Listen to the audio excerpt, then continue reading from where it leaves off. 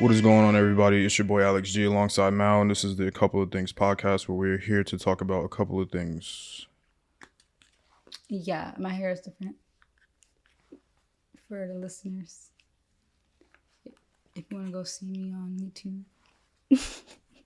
What we got? My legs are itchy. Hold on. Ow. I wish I had a snack right now. I'm hungry.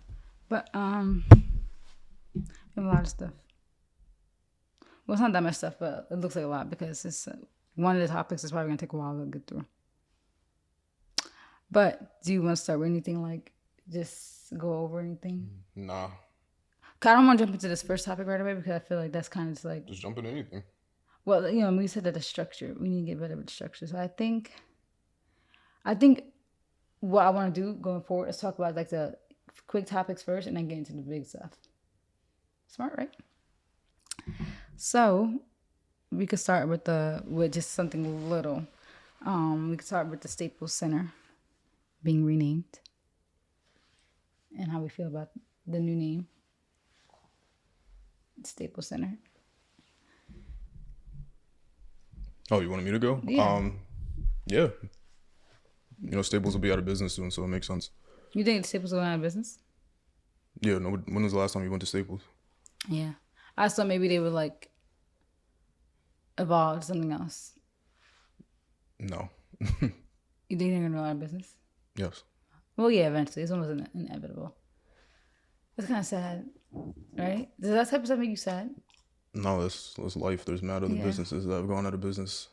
I know, but every time if something goes out of business, that's like a staple of our childhood. Staples was not a staple in my childhood. It was for me. That's where everybody went to go get their school supplies. Yeah, but They're bougie people. I didn't care enough. Bougie people went to Staples. Yeah, I don't care about Staples going out of business.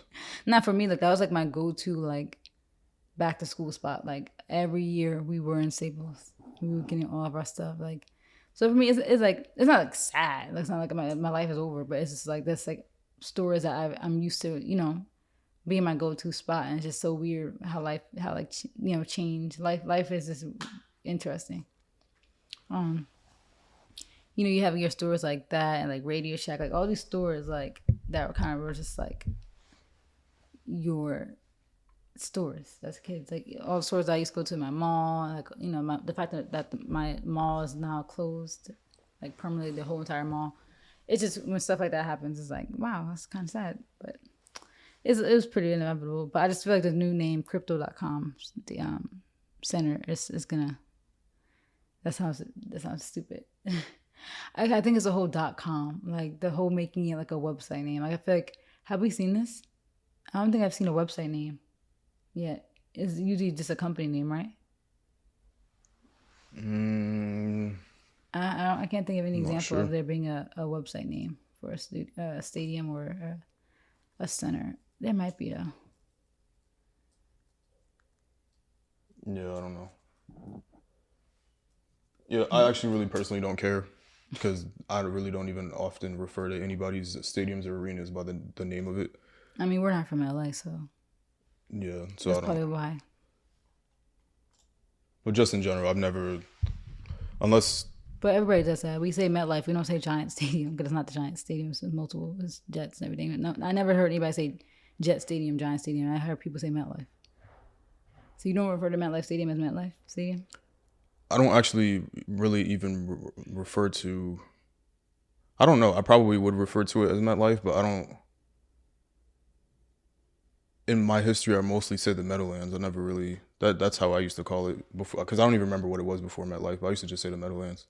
I don't know what I call it now, but I usually don't call anything by the stadium I think name. everybody does that. Like, what do you call Madison Square Garden? I don't call it anything else. It's literally Madison Square Garden.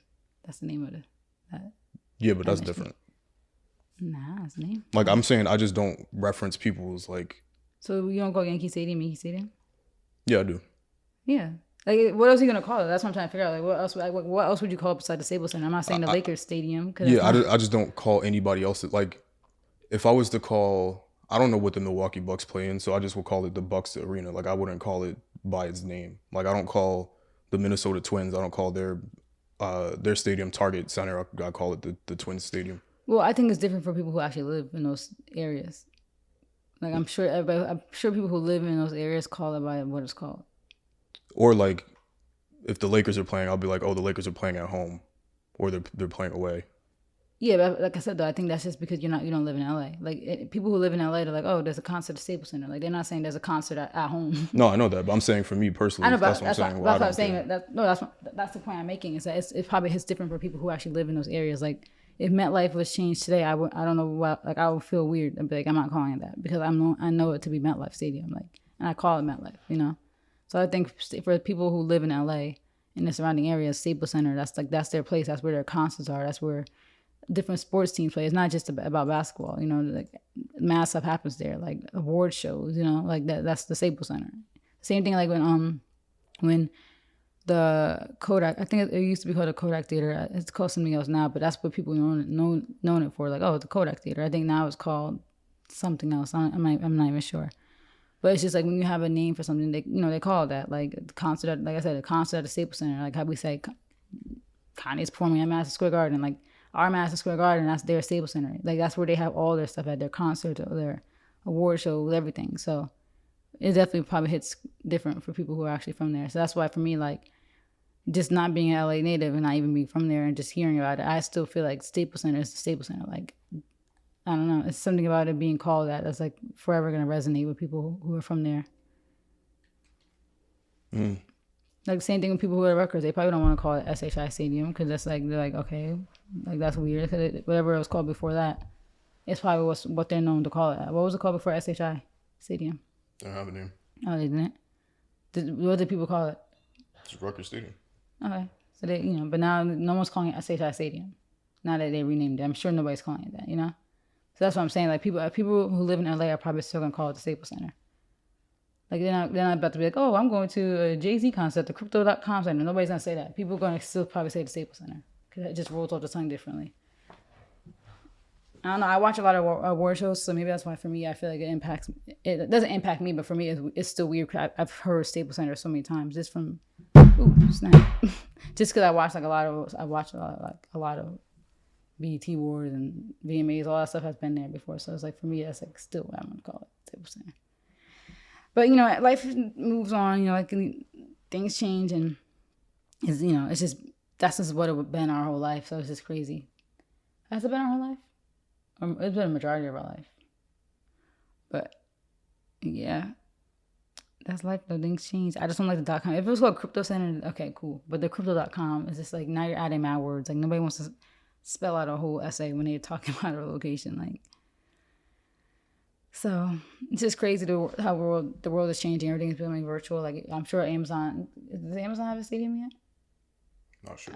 I'm sure they don't. It's coming, definitely, right? I can see it now. The Amazon Stadium. I can see it now. Honestly, all these things. Facebook, like they probably don't have it now because like they're still a lot of these companies hold these names for like 20 years, 10 years. Like they had these long-term contracts.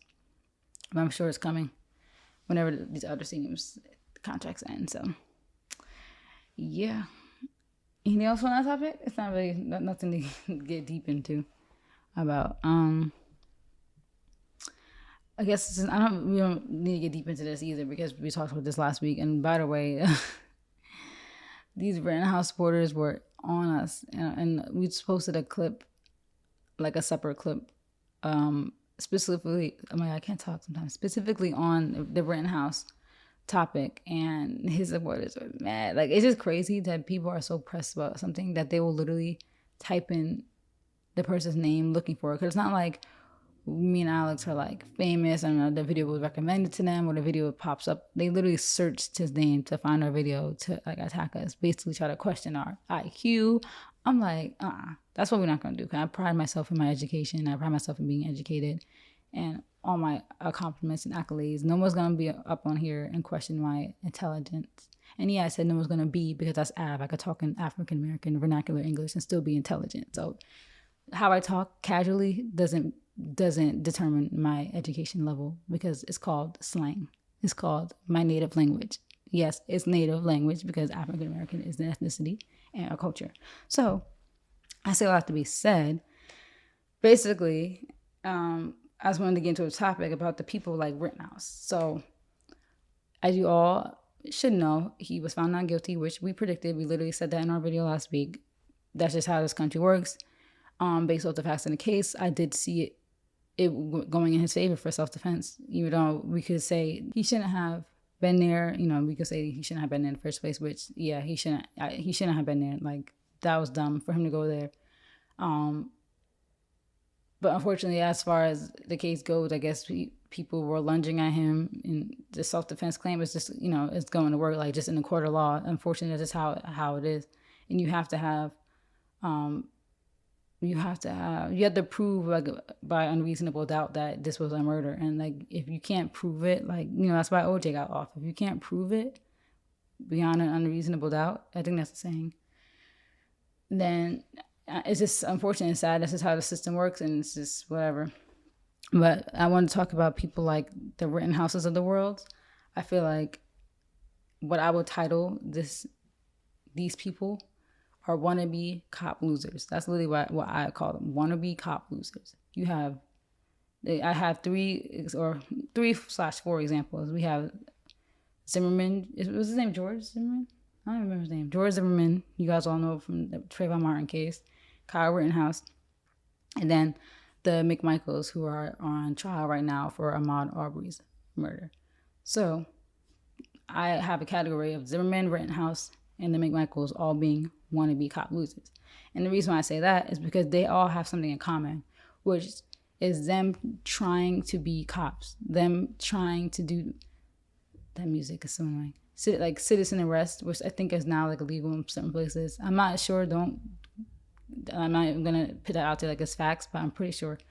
But all of them have in common where some of them have gone to like the Coast Guard. They tried to be cops and didn't pass certain levels. They didn't get to certain ranks, and they all just want to be heroes so bad, want to be cops. Like, there's people out there that are qualified and are cops, are National Guard, are in the Army. Like, if you're like, I just hate when people overstep their boundaries, and like they're losers in my mind, because it's like, why are you trying to do their job? Like, Zimmerman was neighborhood watch. He thought he was a cop. He thought he was the neighborhood watch hero, and he was gonna get this guy, Trayvon. He's like, they always get away. He thought he was gonna follow this kid and catch him, and look what happened. Like, you think they can hear the music?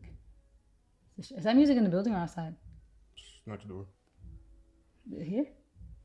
Oh my God. So sorry, people. That's so loud. Whatever. You think it's distracting? Okay. But yeah, he followed Trayvon around and thought he was about to do something when this kid was literally just going to get snacks and went home. Like, doing the most, thinking that you're going to stop somebody, like, having your gun. What were you going to do? And obviously we saw what happened with that. Then you had Kyle Rittenhouse. Stay home. Like, no one told you to cross state lines and go protect businesses when the National Guard is there. Like, you're almost insulting the National Guard, because who do you think your little nerd stuff is going to come over and play cop? There's people there that do it. There's people there who are qualified to be there. They would have been perfectly fine without you there. Look what you did. You actually just caused more mess. You caused more violence. You caused deaths. Like, just stay home. Like, it's just, I hate people like that. And then obviously you had the McMichaels, who thought they would be like neighborhood watch also, and saw Ahmaud Arbery in that construction house, like that house that's under construction, thinking that he was, that he was responsible for break-ins that were happening all around the town. And they thought they was going to follow this man and question him. And then now they're following him around the neighborhood, like, while he was running. And now while he's running away from you and, trying to get you to not shoot him, you kill him and think that now you have a case. Like, I hope, oh my God, if he gets off, then I'm going to be real mad. Like, the Rittenhouse case, it was unfortunate, but if these people get off, that's going to be blatant, because that situation was crazy. And you had these two nerds who want to be cops, and just note, if you think he's suspicious, call them and say, hey, we see this guy, we think he might be responsible for break-ins. He's on the street. Let them do their job. If you want to investigate or whatever and be neighborhood watch, go ahead, do that. But don't approach these people. Just like in the Zimmerman case, they literally told him on the phone, all right, we're gonna, we'll come out there. Don't follow him. Don't go after him. They told him not to follow him. It's just, I hate these losers. I'm like, it's just there's a lot of these people online want to be detectives, want to be cops who couldn't do it in real life. So they try to do it either on social media or they try to do it by being neighborhood heroes. So, yeah. That's my little rant for today about them. But you have anything to say about that? Like, do you feel like, I don't know if you have any other examples of these wannabe cops. No, I have nothing else to add to that topic. But it's sad though, right? Like, don't you think it's whack for them to try to like overstep? Like, what do you think the psychology of it is? Like, do you think it really is that like they want to be cops so bad and they couldn't? Or they couldn't get to a certain rank in the Coast Guard or wherever this guy was. So they try to make up for it by it. Because like, what is really the obsession with trying to be that, you know? Like, there's break-ins going in. Why is it your place to try to step in to stop these break-ins? And they have a history of it. These Michael people, they literally have a history of like harassing a homeless man, like harassing people, just questioning them and showing their guns while questioning them. Like, it's just weird, right? Like, go take a nap. Do whatever your job is, right? Like, why are you trying to be a cop and that's like an insult to them, right? Like, these people are paid to do this, and you're gonna try to step in, right? Mm-hmm. So what do you think the psychology behind it is? Do you think it's like men that feel inadequate? Mm-hmm. Yeah, cause think about what they all have in common too. They all are ugly. Zimmerman, Rittenhouse, Michael, they all look nasty and ugly and weird. They probably inadequate in everywhere else in their life. So they feel like they need to be a hero and fulfill their ego in some other way and feel needed and feel wanted, you know? Mm-hmm. Do you think they need anything else? So? No, that would be it. Yeah, it's just crazy and annoying. But it's just unfortunate that, like, you know, the Michaels are next, but all of them got off too, you know? So I'm sure that was a bigger ego boost, right? They felt they were right. And they did something amazing. You know, like they feel like they did something great. And now they feel themselves too, because now they got notoriety. They got a name. And it's just unfortunate. Like, now these names are like ingrained into us, you know? Like, you see them and like you know right away who they are, and I hate that because it's like they don't even deserve that attention or fame, you know? But yeah, anything else for that one? No. Alrighty. I'm trying to do this in a good order because I'm just bad with it. Okay, so we could like briefly talk about this. Okay, there's two things that have to do with social media and Twitter right now, but we'll go about this first. So there's a Twitter debate that I saw going on last week about when you should move out of your parents' house. So I just want to get into that since we are just joined the club of moving out of our parents' house as of this year, and at the age of 24, almost 25. You know, we were like 24 and a half when we moved. So, you know, we just recently turned 25. So I just wanted to talk about this because I saw the debate going on and I saw, you know, two perspectives. But what I hate when there's these debates is there's a lot of like diminishing that happens, you know? That people who still live at home want to throw out on social media. Well, I'm smart. I'm staying home. I'm saving my money. And I don't have to worry about this stuff. It's like, I hate that whole demeaning, like, why are you demeaning people that moved out? Like, not everybody who moved out had to move out, you know? Some of us wanted to move out and we could afford it. So what do you mean? Like, okay, cool, you save your money. I saved mine too. Like, I hate that whole, like, trying to break people down because they wanted to move out the house. Like, I'm sorry I don't want to be 25 to live in my parents' house. Like, that's just my personal decision. I'm sorry that I have a relationship that I want to nurture and I want to move out. I'm sorry that I have enough money that I could afford to move out comfortably. Like, I hate that whole trying to break people down. Like, oh, you're the dumb one. You spend all that money on rent. Okay, I knew what I was signing myself up for. Nobody kicked me at the house. We could have stayed home longer, you know? And then on the other end of the debate, obviously I hate the diminishing that comes from the people who did move out. You know, they'll say all these names about people who live at home. And it's just, I see both sides because we moved out, not like late, but a lot of our peers already moved out by the time we moved out, you know? So we felt like we was like, oh, you know, we're in a relationship. You know, we have people who are. Talking about speak for yourself.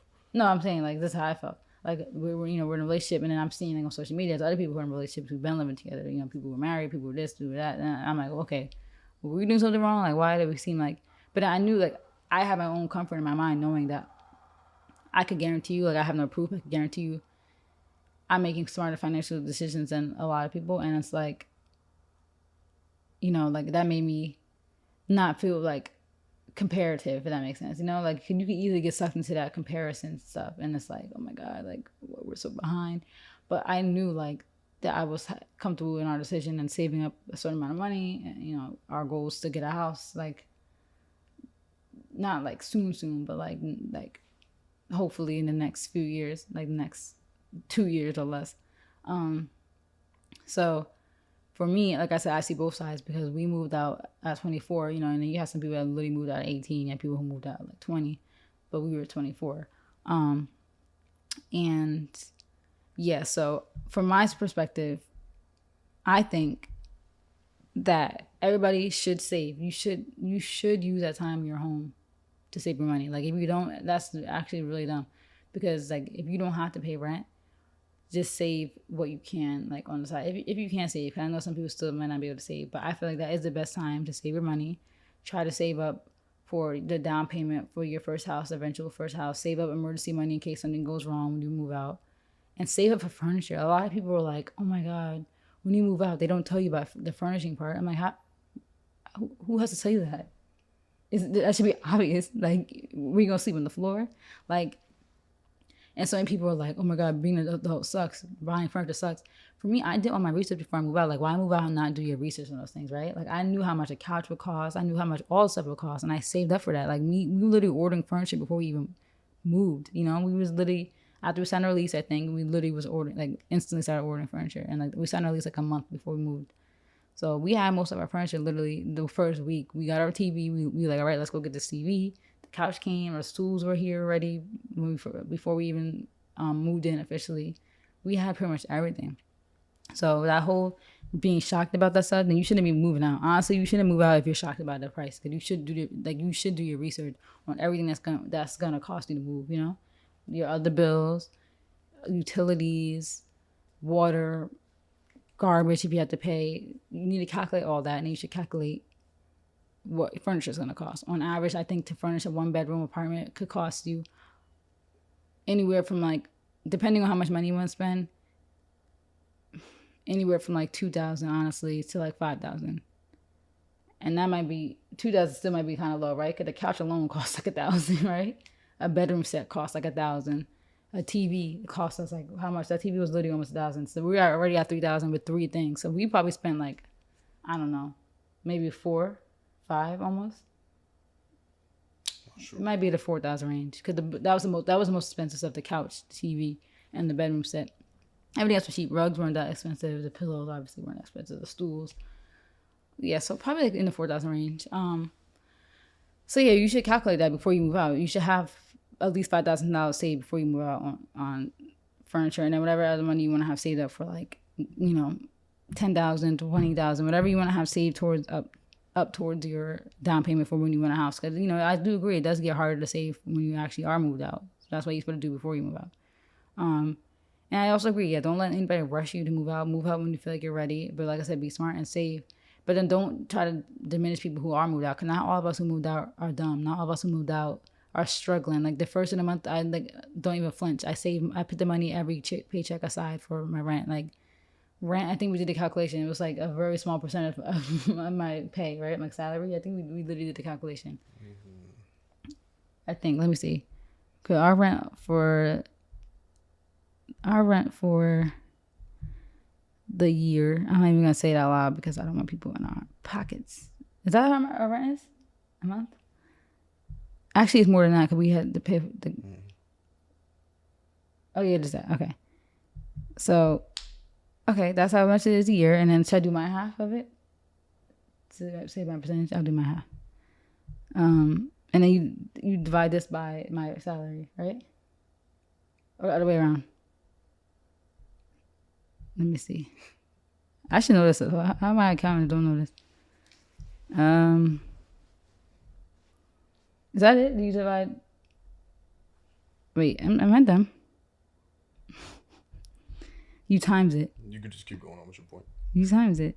No. Wait. What do I do? Okay, I know what I do. You do this and then you divide it by. Okay, so 18%. My rent, utilities, all that is 18% of my salary. 18% of what I make a year. It's more than that. Oh, because I think my gross pay? Okay, so it's probably like in the 20% range. 30, maybe 30. What do you think my gross pay is? You can easily determine that, right? Because I'll say what my checks are. And then you do that times twice. You get paid twice a month. And then do that by 12 months. Okay. Let's see. Oh, no. Wait, what the heck did I just do? What did I just do? Sorry. I'm messing up.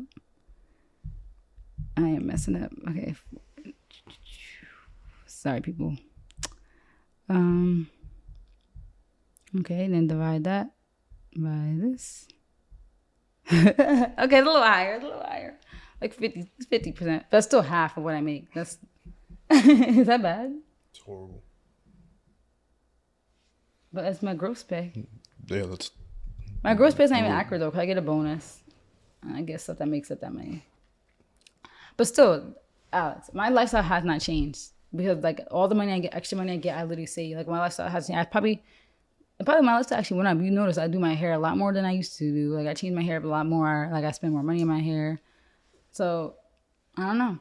But I still felt like financially that I was ready to move out. Like, I'm comfortable. I'm not struggling. Like, rent is nothing to me. I'm not like, oh my God, rent is here. Like, I'm not dreading it. None of that. So it's like people have this perception that people who move out are struggling, and like a lot of us do they could be have to. It's like, no, like this is peace. Living with your man and being on your own and being able to do whatever you want and living for free is peace. Like, people always want to try to justify living at home. It's like, and that's good for you. But don't try to act like I'm struggling and I'm up here depressed. Like, no, I'm happy. Like, I hate people just be hating because it's like misdirected anger. Because a lot of them they don't move out because they can't. It's not that they're saving. You probably don't even have a savings because you wouldn't be mad at people who didn't move out. Like, you probably not even saving any money. All the money that you're talking about you saving, you probably are not even doing that. So yeah. So what do you think? When do you think you should move out of your parents' house? I think you should move out whenever you want to. Is it that simple? Yep. What else we got? Oh my God, Alex. Can you engage? That's it. Whenever you want to. That's it. There's no rules to anything. That's why I don't like these Twitter debates. True. Because everybody's life is different too. That's another thing. Everybody's life and who is cares? Different. Yeah. I think the topic was just that people feel like they have society pressure. I'm like, that's your fault. If you feel pressured by society, then you need to go dig deeper, go to some psychology, right? Like, go get not some psychology, some therapy. Because there's no reason you should be pressured by society to do certain things, right? Like, that's a you problem. I got nothing to do with anything else. But you don't have anything?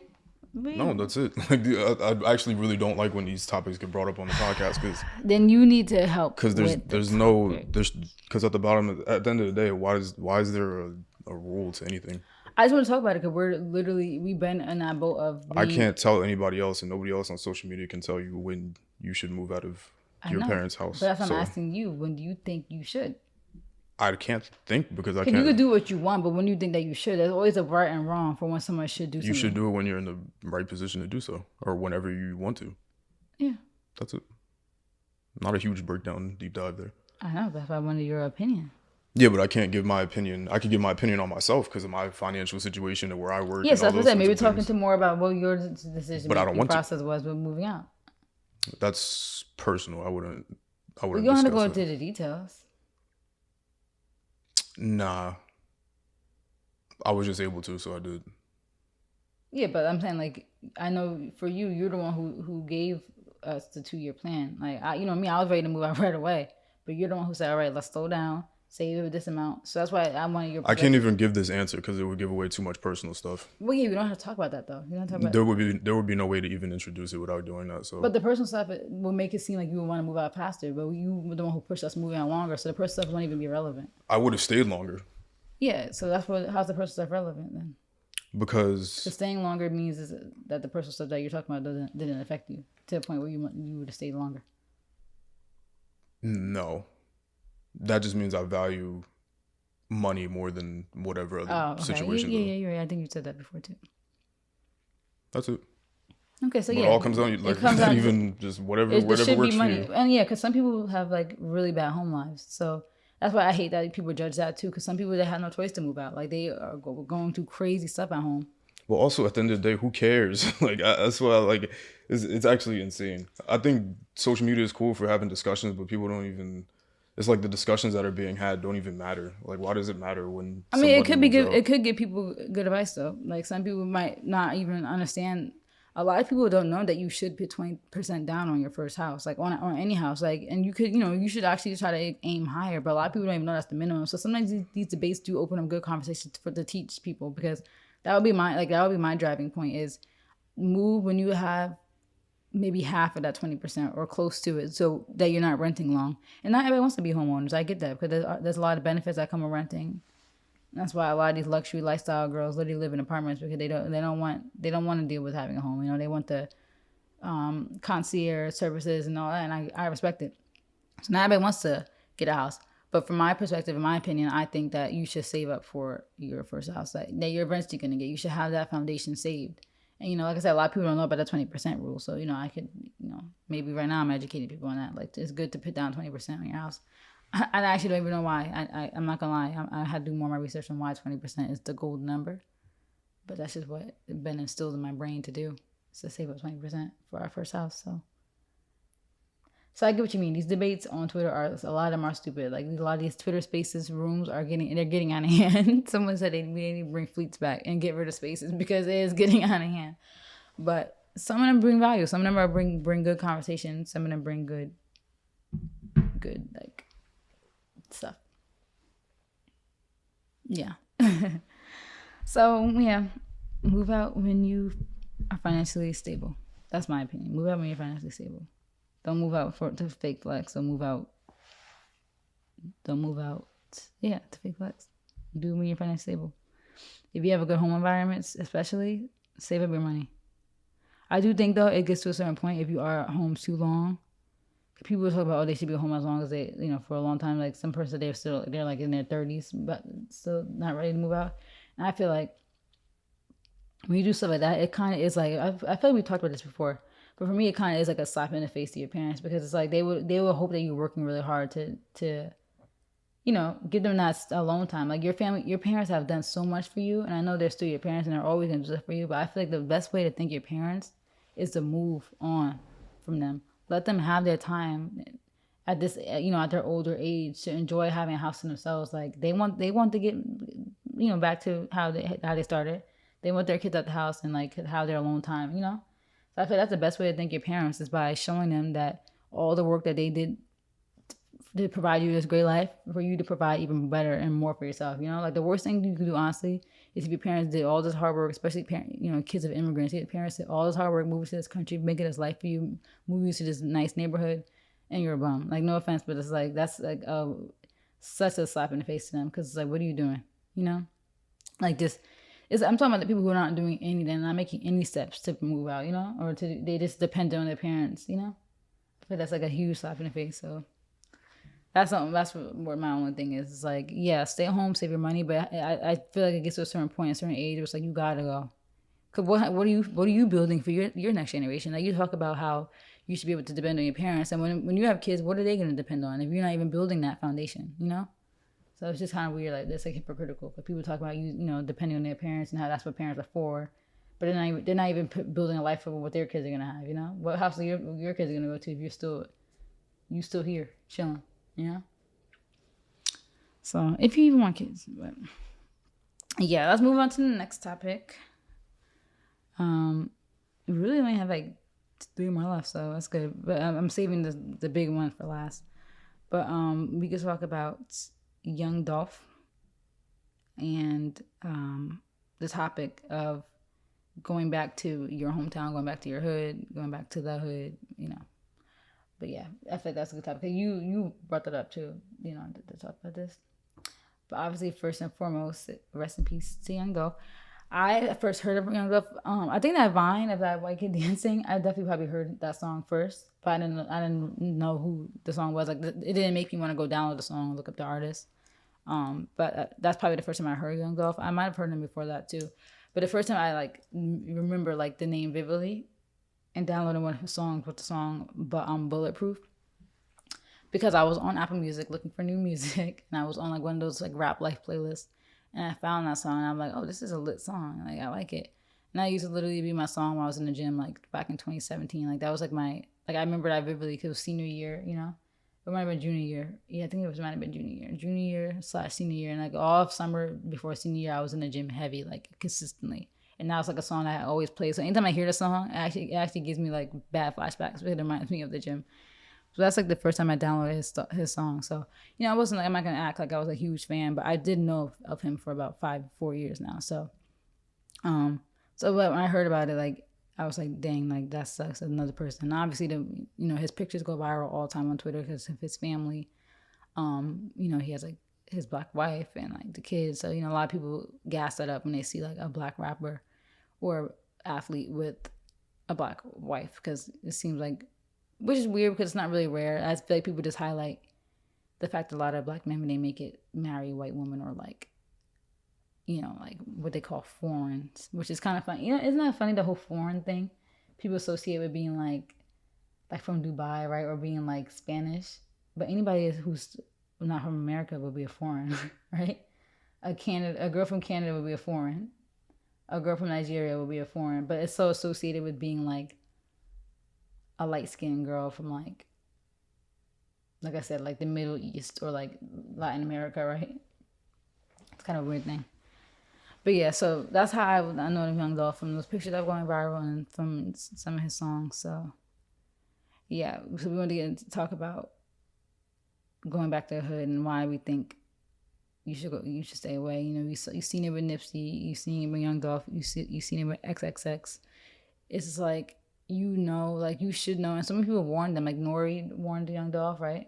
Nori actually warned Young Dolph in an actual interview. Was it one of his Drink Champs one? Mm-hmm. Which is crazy because, full circle, Kanye's Drink Champs videos are out now. But, Nori told him, he's like, you're still in Memphis. He's like, yeah, I got a place there. He's like, get out. Boozy had interviews where he told people to not stop going back. And it's just sad when people die in their hometowns. It's like, you should just stay away. And like, I know it probably sucks because people are gonna forever hold like in their place. That's their home. That's where a lot of their friends are. A lot of their family members are still there. But it's unfortunate. Your hometown is your biggest haters. Like I feel like I've always emphasized that the people that you grew up with are usually your biggest haters. Like people that you went to school with, even people that were your friends. Because there's this mentality that we all came from the same place, but we're not all at the same place now in life. So a lot of people feel like, wow, you was in my class with me, you was my friend, you was this, you was that. It's not fair that you made it. It's not fair that you're successful. It's not fair that you're doing this. It's not fair that you look like this. It's not fair that your life is like this. And people just be hating. It's really sad. Like, I don't know if there's deeper, I don't want to speak too much on this Young Dolph situation because I'm not really 100% sure all the, ins and outs on who these guys were. But it still falls in line and still falls to the point of stay away from your hometown because there's a lot of haters there, a lot of old beef that might still be there, and it sucks that you want to support your hometown. And that's what Nipsey was doing. You want to support where you're from, and sometimes you just can't. Sometimes you gotta love from afar. You gotta send your money over to them, have organizations do stuff like, but you yourself shouldn't be there. Move everybody out, like move everybody from your hood or whatever to LA, Atlanta, wherever you move to, So, yeah. You speak more on this since you're more of a music fan than I am. I'm not from the streets, so I don't really discuss street stuff. Honestly, I would have this conversation in private more so than doing it on a public anything because I'm never talking about street anything. You brought up this topic. Yeah, no, privately though. But yeah, I think that just in general, if you have money, then just there's people. I don't even know if I put so much credence on things being tied to the hometown. I think it's more so just coincidence. Because if you have money and you're anywhere, there's always going to be somebody there hating. I don't even think it's so much really tied to people specifically hating from hometown necessarily. Obviously a lot of beefs because these people really aren't even really rappers. They're really just like, this is not specific to Young Dolph So nobody take this any different way. But most of the new age rappers and even the older rappers, they're really like street affiliated gang members that rap eventually. So those beefs and stuff do last even after they're famous. So I do understand that those different things can result in violence in your hometown.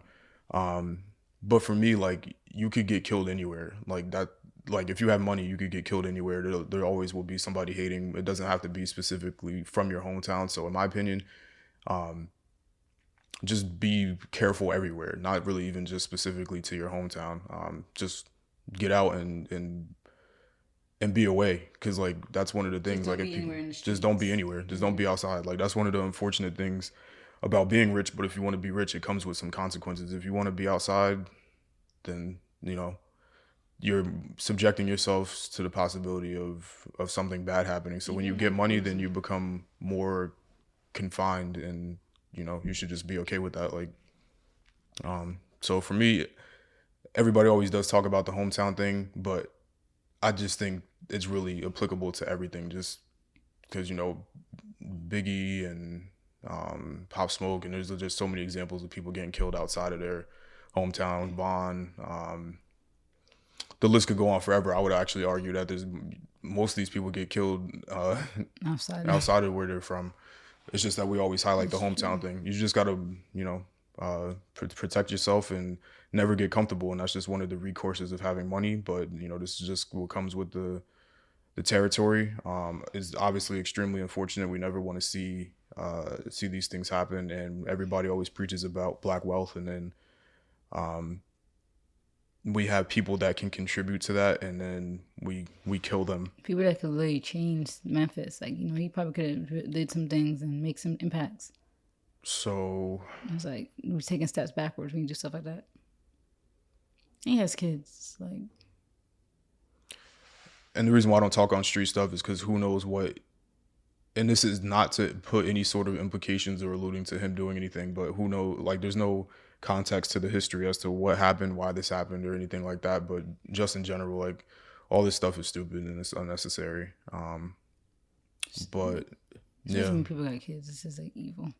Yeah, but even that, I can't even speak on that necessarily, because who knows what these people really do. Mm-hmm. Because, like I said, these people are not, they're, and I don't know about him specifically. So again, this is not about him specifically, but a lot of these people, and even 90s rappers and early 2000s rappers, they talk about this new age of rappers. They're not like, you used to be able to be a rapper and you just rapped and then that was it.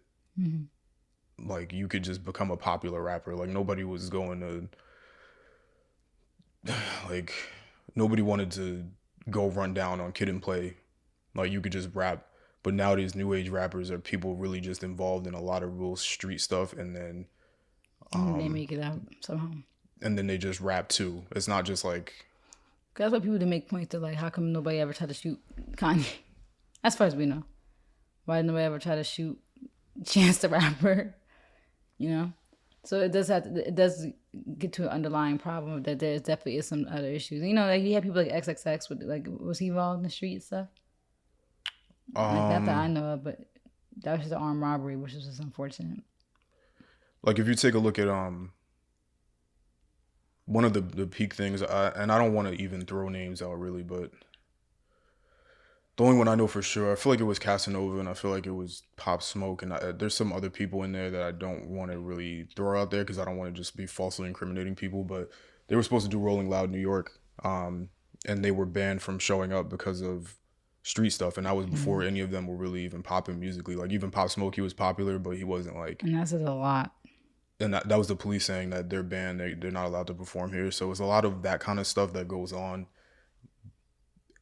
outside of the music that people don't really get to see. Like, there's and this is one important thing also that I think, I don't watch the Joe Budden podcast anymore, but you put it up where Joe was talking about, and he was referencing Kanye talking about how, yeah, you guys are hearing Drake drop these bars in these songs, but in addition to that, XYZ happened outside of just that song that makes me feel this way, and this is why you see me dissing him, but you guys don't see that just because it's not a part of your daily life. And Joe added to that by saying, yeah, everybody thought that I was just shadow boxing with Drake when he dropped 90 Drake disses and Drake never responded. But it's like, yeah, Drake did this little subtle line, but then he also did all these other things behind the scenes. And it's the same thing with street stuff. Like, you hear people dissing each other back and forth, but in their daily lives with these new age rappers, like, they're really active in the streets, and people are really dying, and people are really getting robbed, and people's families are really getting ruined. So in these sorts of situations, like, I know there's a whole backstory to this. It's not people just randomly running down on somebody, and it wasn't even a robbery. They weren't doing it for no reason. And that's not to say that anything was deserved, but it's just like there's a whole backstory to all this stuff. I mean, I feel like it is possible for people just to kill you just because they're hating. Oh yeah, for sure. And just because they don't want you to do well. But people, like, I don't listen to his music, but people said, like, there's a lot of stuff in his music that references his, like, street life. Yeah. Man, it's just unfortunate. And this stuff has always happened too. Like, 90s rappers is like the same thing, and it used to be a lot. I think the only difference now between now and then, and I could be wrong because I wasn't outside, but I think the only difference between now and then is that people weren't incriminating themselves in music the way that they do now. Like, there would be some street stuff going on, but they wouldn't be specifying certain things. Like, in today's rap, names. They'll say names, they'll say blocks, they'll say whatever, they'll say, yeah, homeboy. They'll say who they killed. They'll be like, yo, somebody just caught a body and blah, blah, blah. They didn't used to do that, and I think that's the only difference. And there's also social media too, so people are gangbanging, putting it on wax, as they call it. Posting pictures of their guns. And then also posting on social media. But this is all taken away from the point, but it's just, in general, just, try to move far away. The goal should be to get money and then move far away. And honestly, I want to be in any type of, like, I hate to say it, but any type of hood, any type of urban setting. I hate to be that type of black person, but I want it. And if I was, I would have a lot of security. But then you have people like, we just saw Uzi yesterday in New York. Like, you have people like Uzi who do be out here just chilling. Like, the fact that he was at Maya, saw him at Duane Park, like, he really just be out chilling, and, like, that's dangerous too. Yeah, but Uzi always has, like, tons of security, and that car is true. We probably that car is so expensive and it's bulletproof. You could tell that was like an armor truck. Yeah, I'm sure he's smart. He knows what he's doing. But you can also hide. I just happen to know that truck specifically because I'm a fan of vehicles. But your average person wouldn't know what that was. Your average person probably wouldn't even know that was Uzi. We don't even recognize it because you know that's his truck. Yeah. I'm sure people know it's somebody relevant though, right? People who live in New York and see it passing.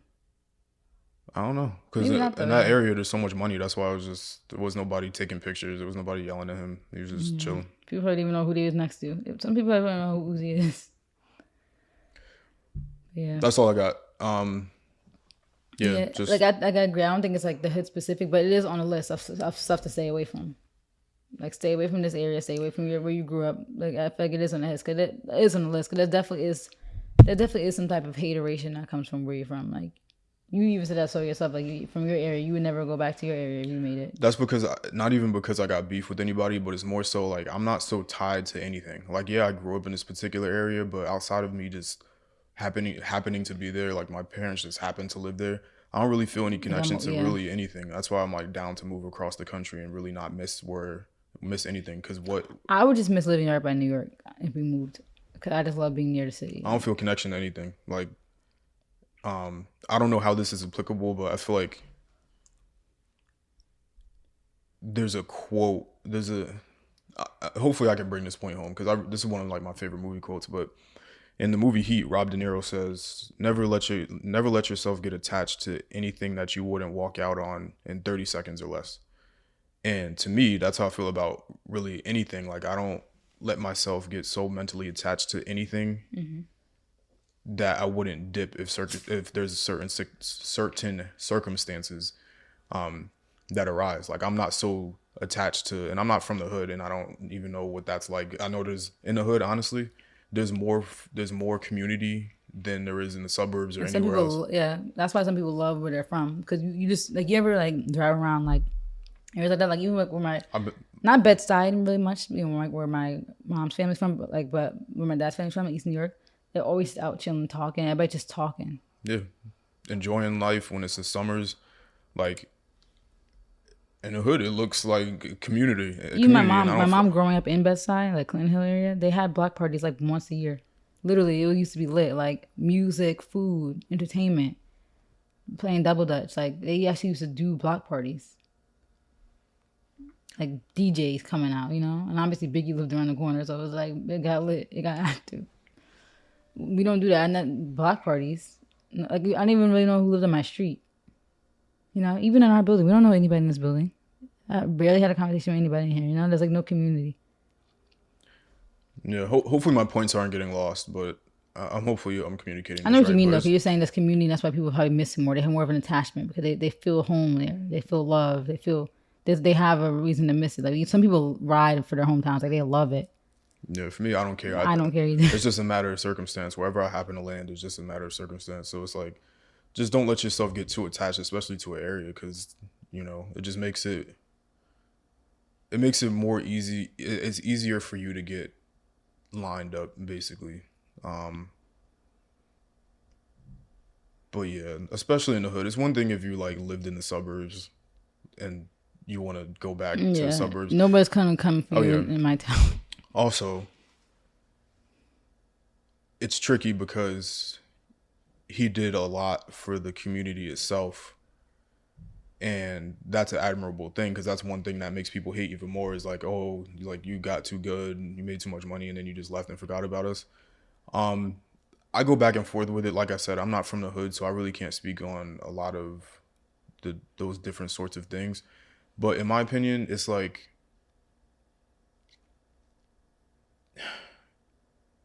it's tough. I think I would and again, I can't speak because I really hate talking about these topics because I'm not from the street, so I don't even have that type of lens. I like to put myself in certain situations. But for me, I think that you can help the hood from a distance, but you have to do it from a distance. Like you can't actively be in a community and feel like that's your community when you when the streets are different. Like it's almost like stuff happens in New York. Like I'm sure OGs from back in the day, if they went to those same blocks in New York today, because you know what happened? That was even like in the end of American Gangster, where Frank Lucas gets out of jail, and then he was like shook, and then he walked out, and it's like the same streets that he used to run for so many years. It's different. There's a Starbucks on the corner.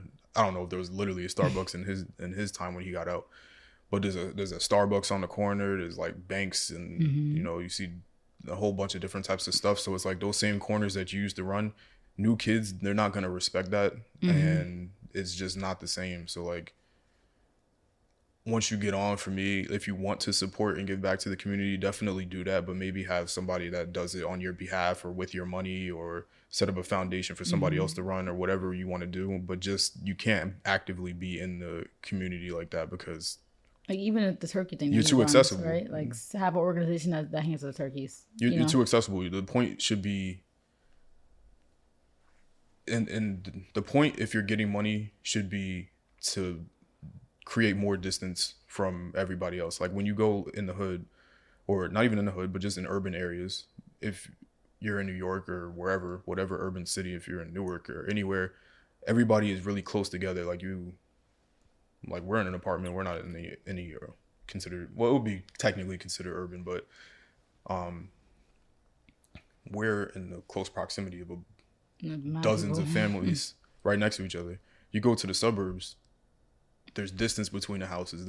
There's land. Like you get more. The more money you make, the further apart you really want to get away from. You feel less people. Like you feel less congested. That makes sense, right? Like when I was just home, I was like, I miss this land, mountains, air. Don't see nobody. And I feel wrong even giving this breakdown, because it's like, I mean, yeah, the life is all about being in community, and being with people. But I guess it just be your family. You can't have community This is one of those things, right? Because people hate the Hollywood elite and all that kind of stuff. But it's like,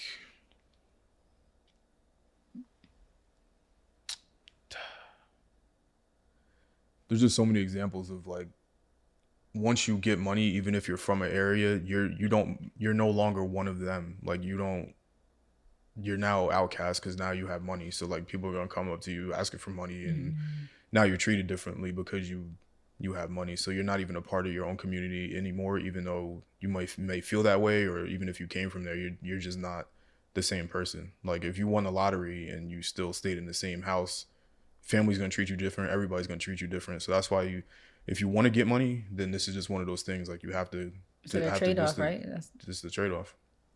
like you can't want money and want to be how you were living before because it's not synonymous. And that shouldn't be the point. You should get money to not be in whatever situation that you're in, whether you're poor or not. Like if you're from the hood and you get money, you should want to not be in the hood. If you're middle class and you get money, you should not want to be in the middle class. You should go have a different experience.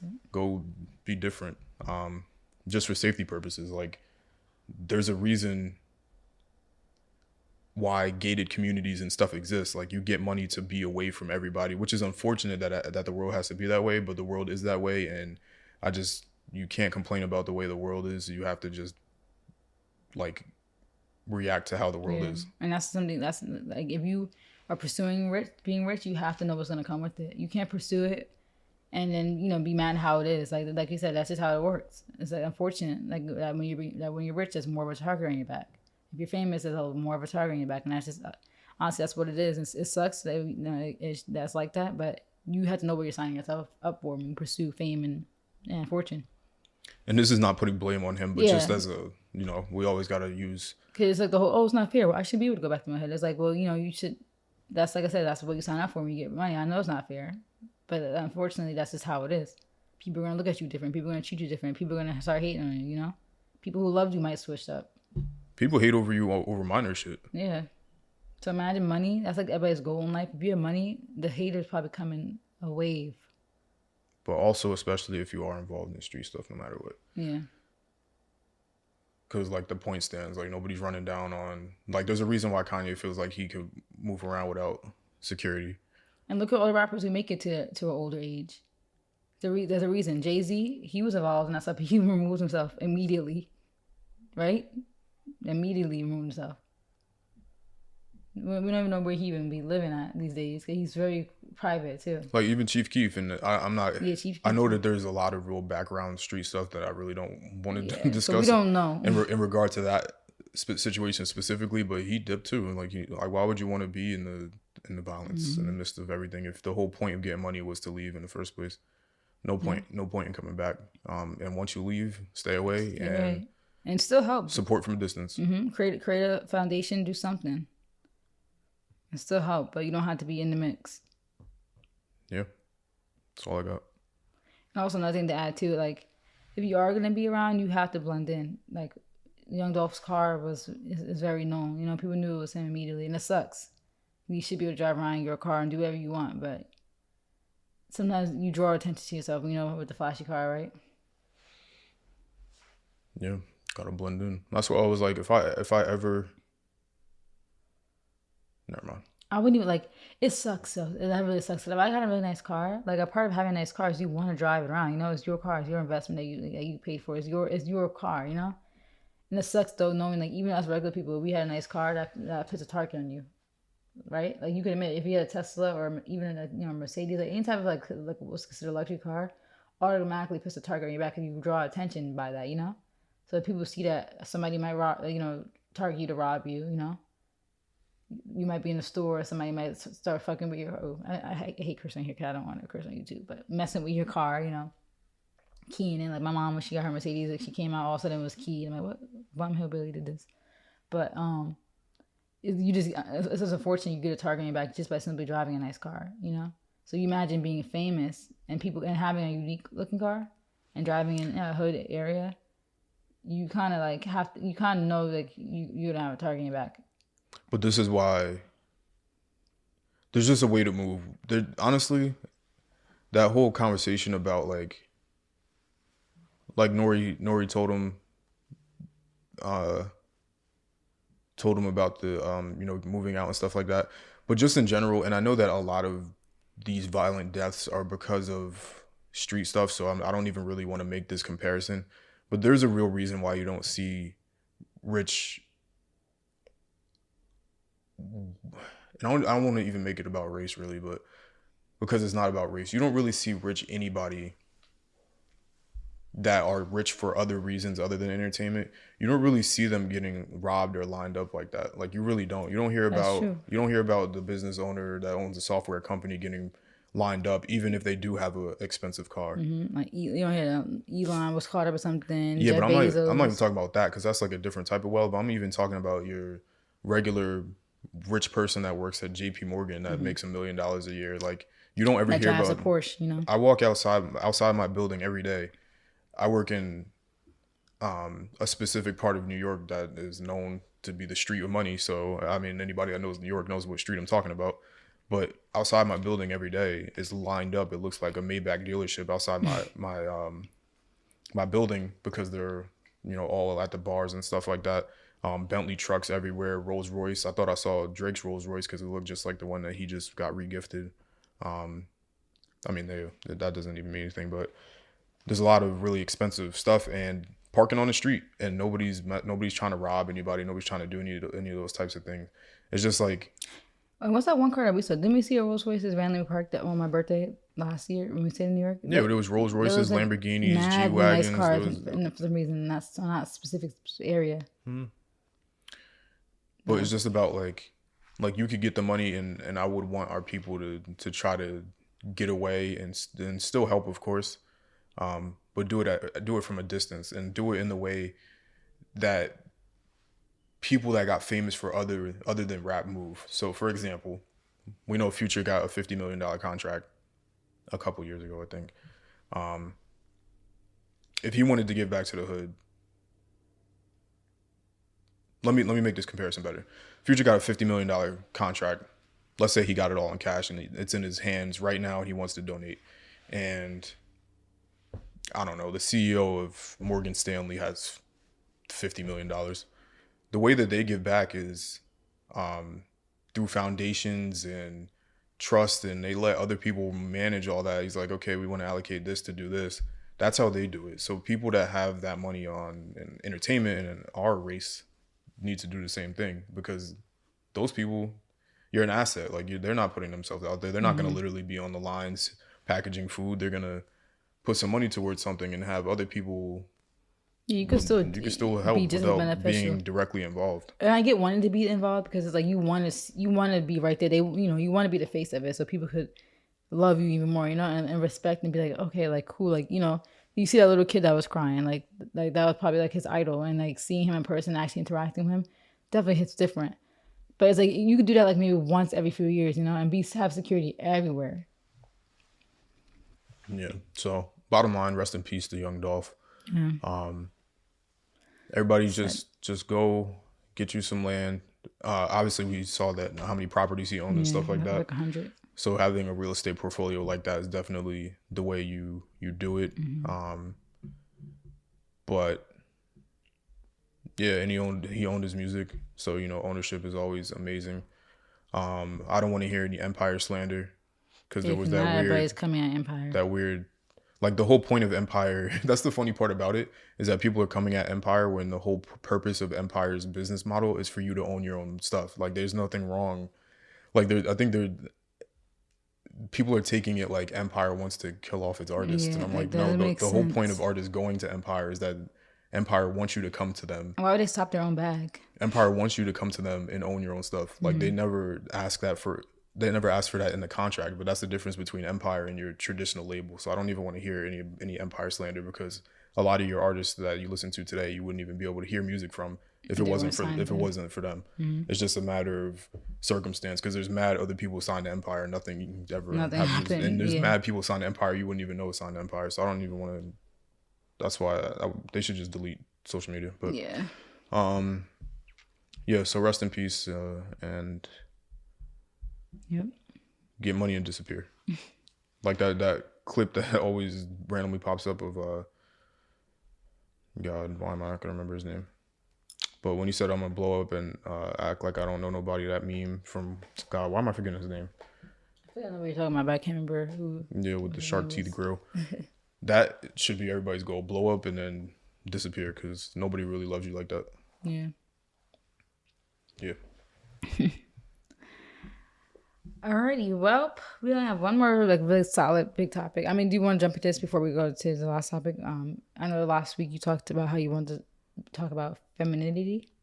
Nah. That could just be done at some point. Yeah, what did we say we wouldn't talk about any of that? Just the Like, if it's idea real, of, yeah, like if it's man-made or if it's not. just the whole concept of femininity and masculinity. You don't want to talk about that? No, I don't, Why? because it's not. No, that would have to be when there's no news. Like that's a reserved topic. Okay. It'll probably take us a while to get through. No, I'll keep that on ice then. it's just not. It's all over the place. True. Okay, fine. I'll hold that one off again. Keep it on ice. Okay, so really, the last topic is a big one. That's why I saved it for last. Unfortunately, this literally happened right after we finished filming. Like, I think this happened either Sunday or Monday. So, like, we film on Sundays. We try to do Saturdays, but we film on Sundays now, like, as of recently. And, of course, this big thing happened, like, at the end, literally, end of Sunday or, like, early Monday. So, like, I'm like, oh, my God, of course, this big news happened. And by the time we, like, report on it, it's already going to be kind of, like, dead. But you guys probably know what I'm talking about. But I'm talking about the baby versus Danny Lee. I don't even think we were gonna bring this up. Oh yeah, that's literally what the most of it. I mean, we can still talk about it because it's still relevant. I think it's even relevant too because today she actually posted a picture, a selfie, and that's deleted like almost immediately. And guess what she was wearing in the selfie? What? His hat and some kente cloth pants. I'm like, girl, aren't you white? The heck you wearing kente The cloth? unfortunate part about this stuff, too, aside from just on a surface level, the unfortunate part about this stuff is that people fight. It's just that, They put it on the internet. yeah, because Like, all this stuff could have been private. nobody would've known. Nobody Nobody would would've have been known. none the wiser. And then you look stupid when you're back together. Like, you should just left it alone. Yeah. So yeah, since it's still kind of relevant because she posted that picture today. Earlier this week, or technically today Sunday, so last week. Should you go back to the other screen in case the audio cuts? I can hear it. Okay, just want to make sure because sometimes I feel like you don't get it. I just get I anxious. always catch it. I just get anxious because You don't catch it. You keep talking. Go ahead. shut up. So basically, what happened early last week was Danny Lay and the baby had a fight that was all over for the world to see because they decided to go live for some reason during literally like in the end or middle of the fight.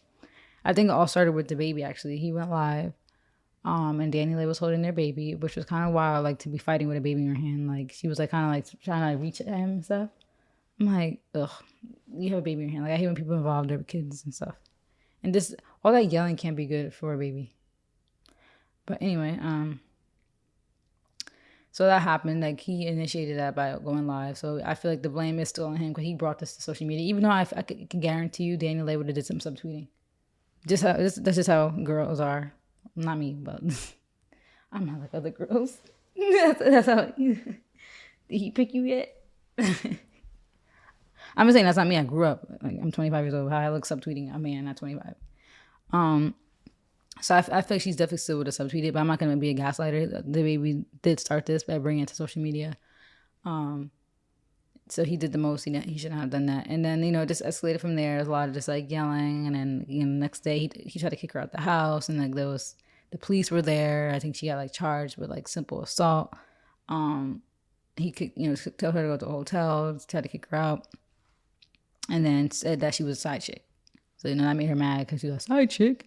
How am I a side chick? And she started posting all these screenshots of them like since 2019 being together.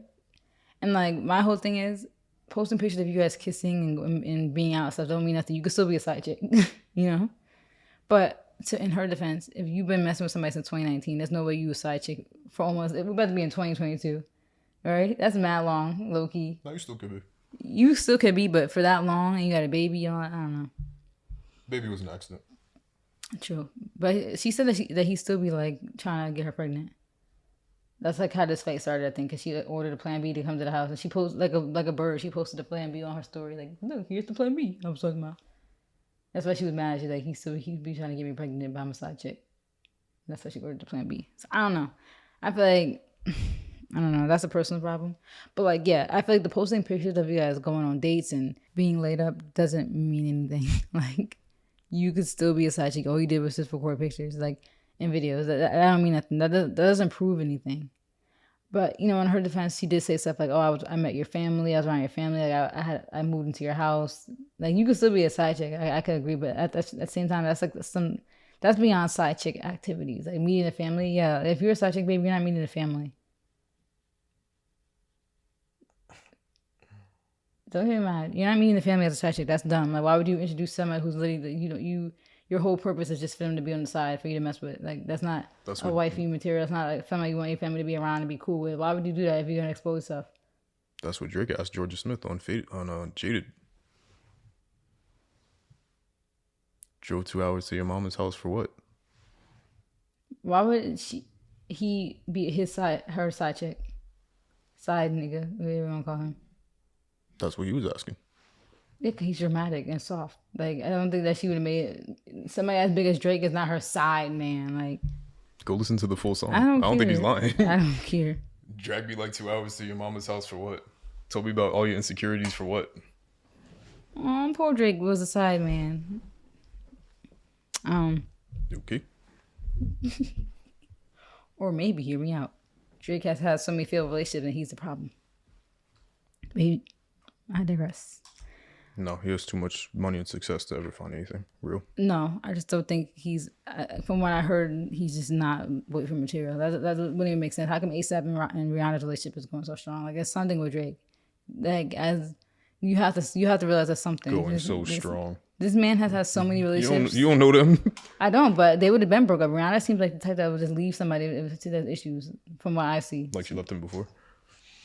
Like, she left ASAP before. They always like was cool. They was friends. I don't think they ever dated before.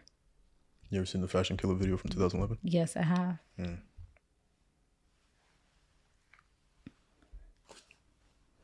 you tell me annoying? Like, you just be getting my nerves. I'm shaking.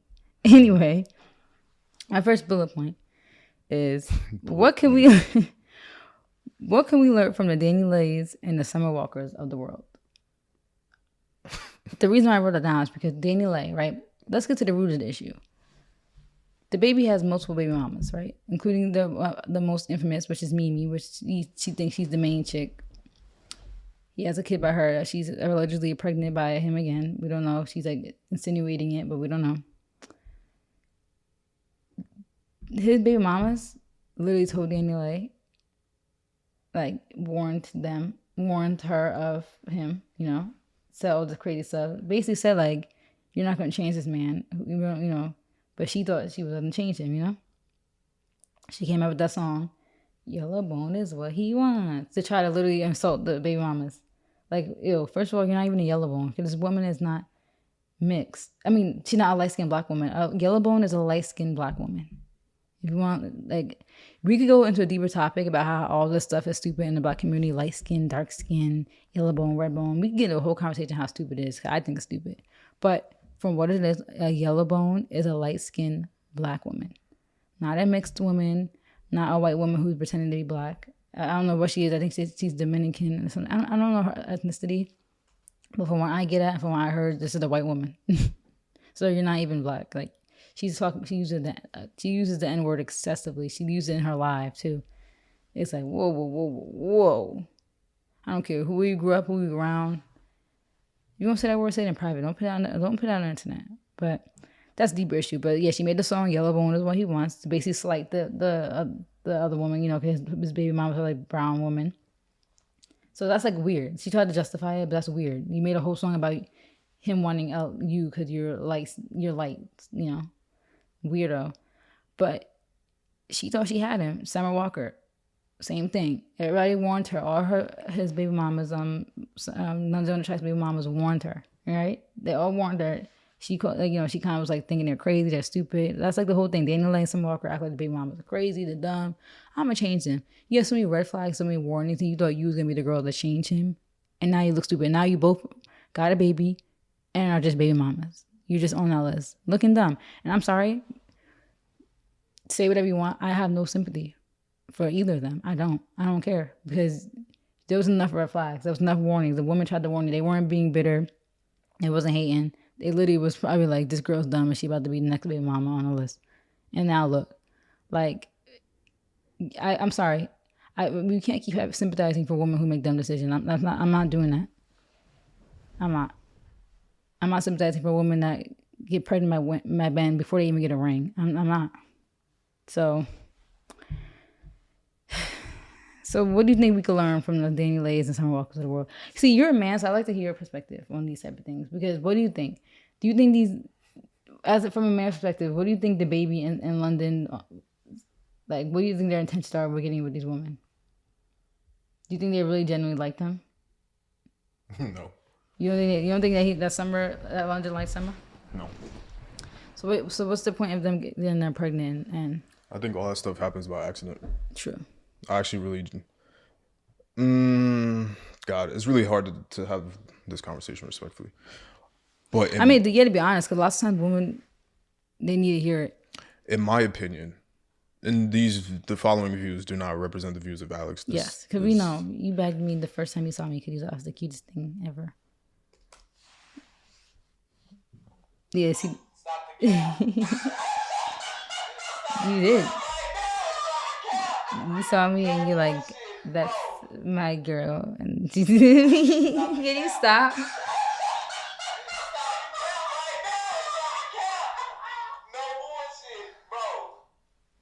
Don't hurt me. In my opinion, anything I say that might self-incriminate myself is all alleged and none of it's true. There's the I can't even really have this really respectfully. I don't even know how to say it without being vulgar. Sometimes you gotta be. I might have to edit what I'm about to say because there's only certain specific words to kind of drive the point home. So, for men that have certain goals, and those goals are not to marry somebody. Mm-hmm. For men that don't have those goals, and that are able to just really be out here, really just be out there. You have money, you're young, you look attractive, you can bag a bunch of women. Those type of guys in those scenarios, the reason why it seems like they like these women is just because it's like what homegirl was saying. I don't know. You said her name's Mimi. I don't follow any of that.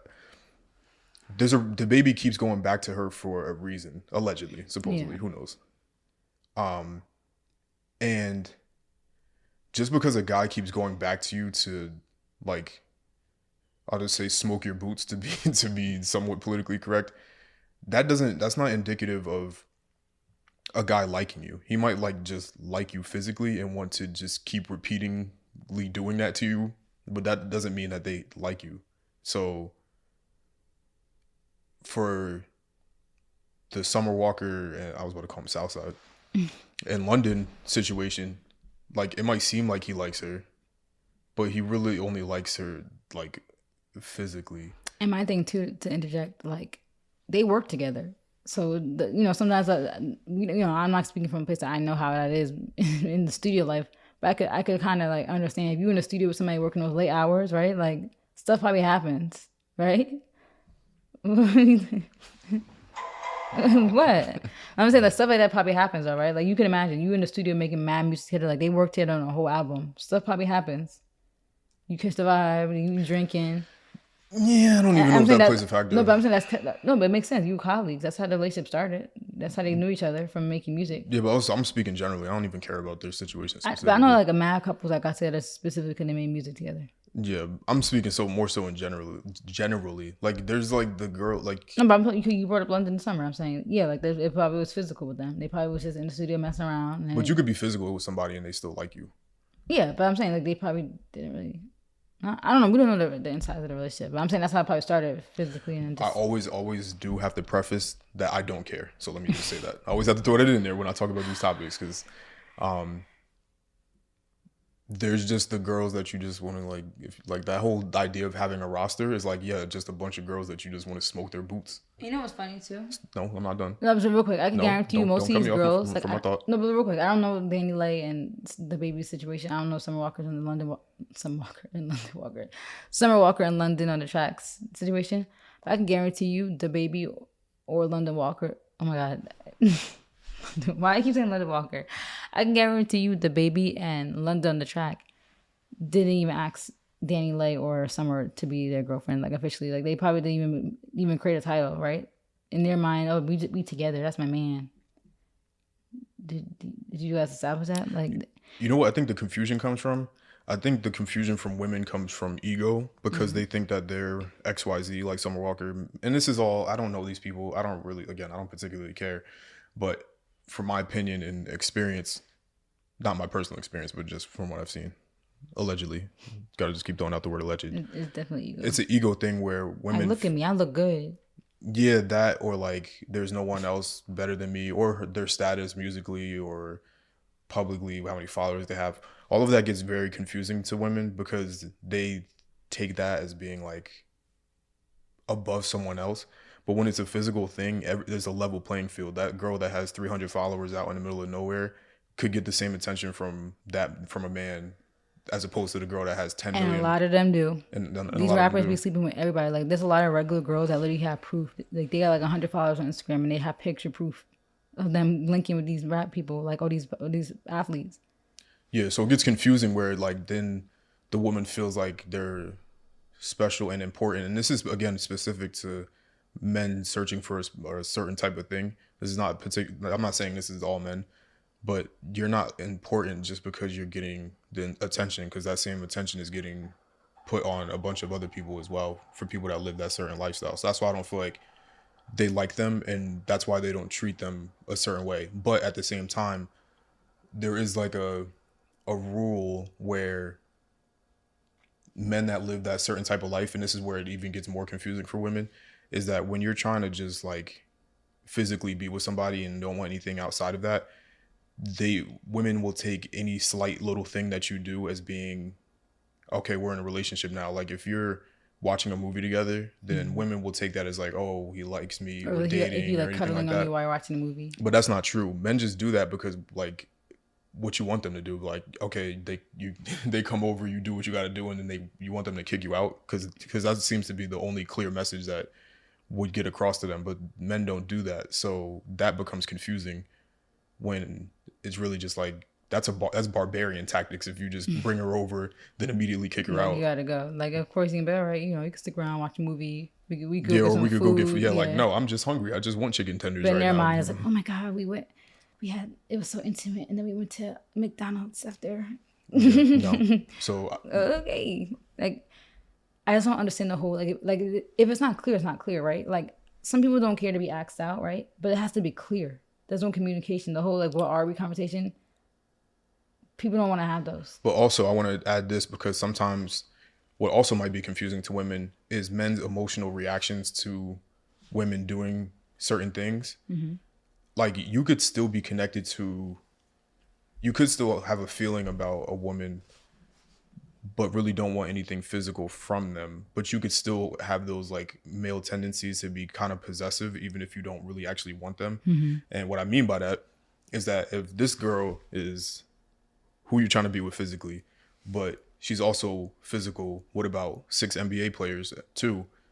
Even if that's not a girl you're trying to date specifically, you will still feel a type of way. So if there's any sort of emotional reaction or like guy ranting on Twitter or like y'all beefing on live or anything like that, and he's just calling you aside, that is still true. Like two things can be true. So that's also another thing, because that's also a pride thing then, because now that other man has something on above him, and then this all becomes a male masculinity, alpha male type thing. So those things could be true as well. And I'm not saying that these individuals, these men, feel this way about these women, but just going based off of what I'm seeing, it's so like, repeated. There's a reason why he didn't ask you to marry marry him. Like there's a reason why certain things happen. Mm-hmm. There's a reason why you're being treated a certain way. Like it's not.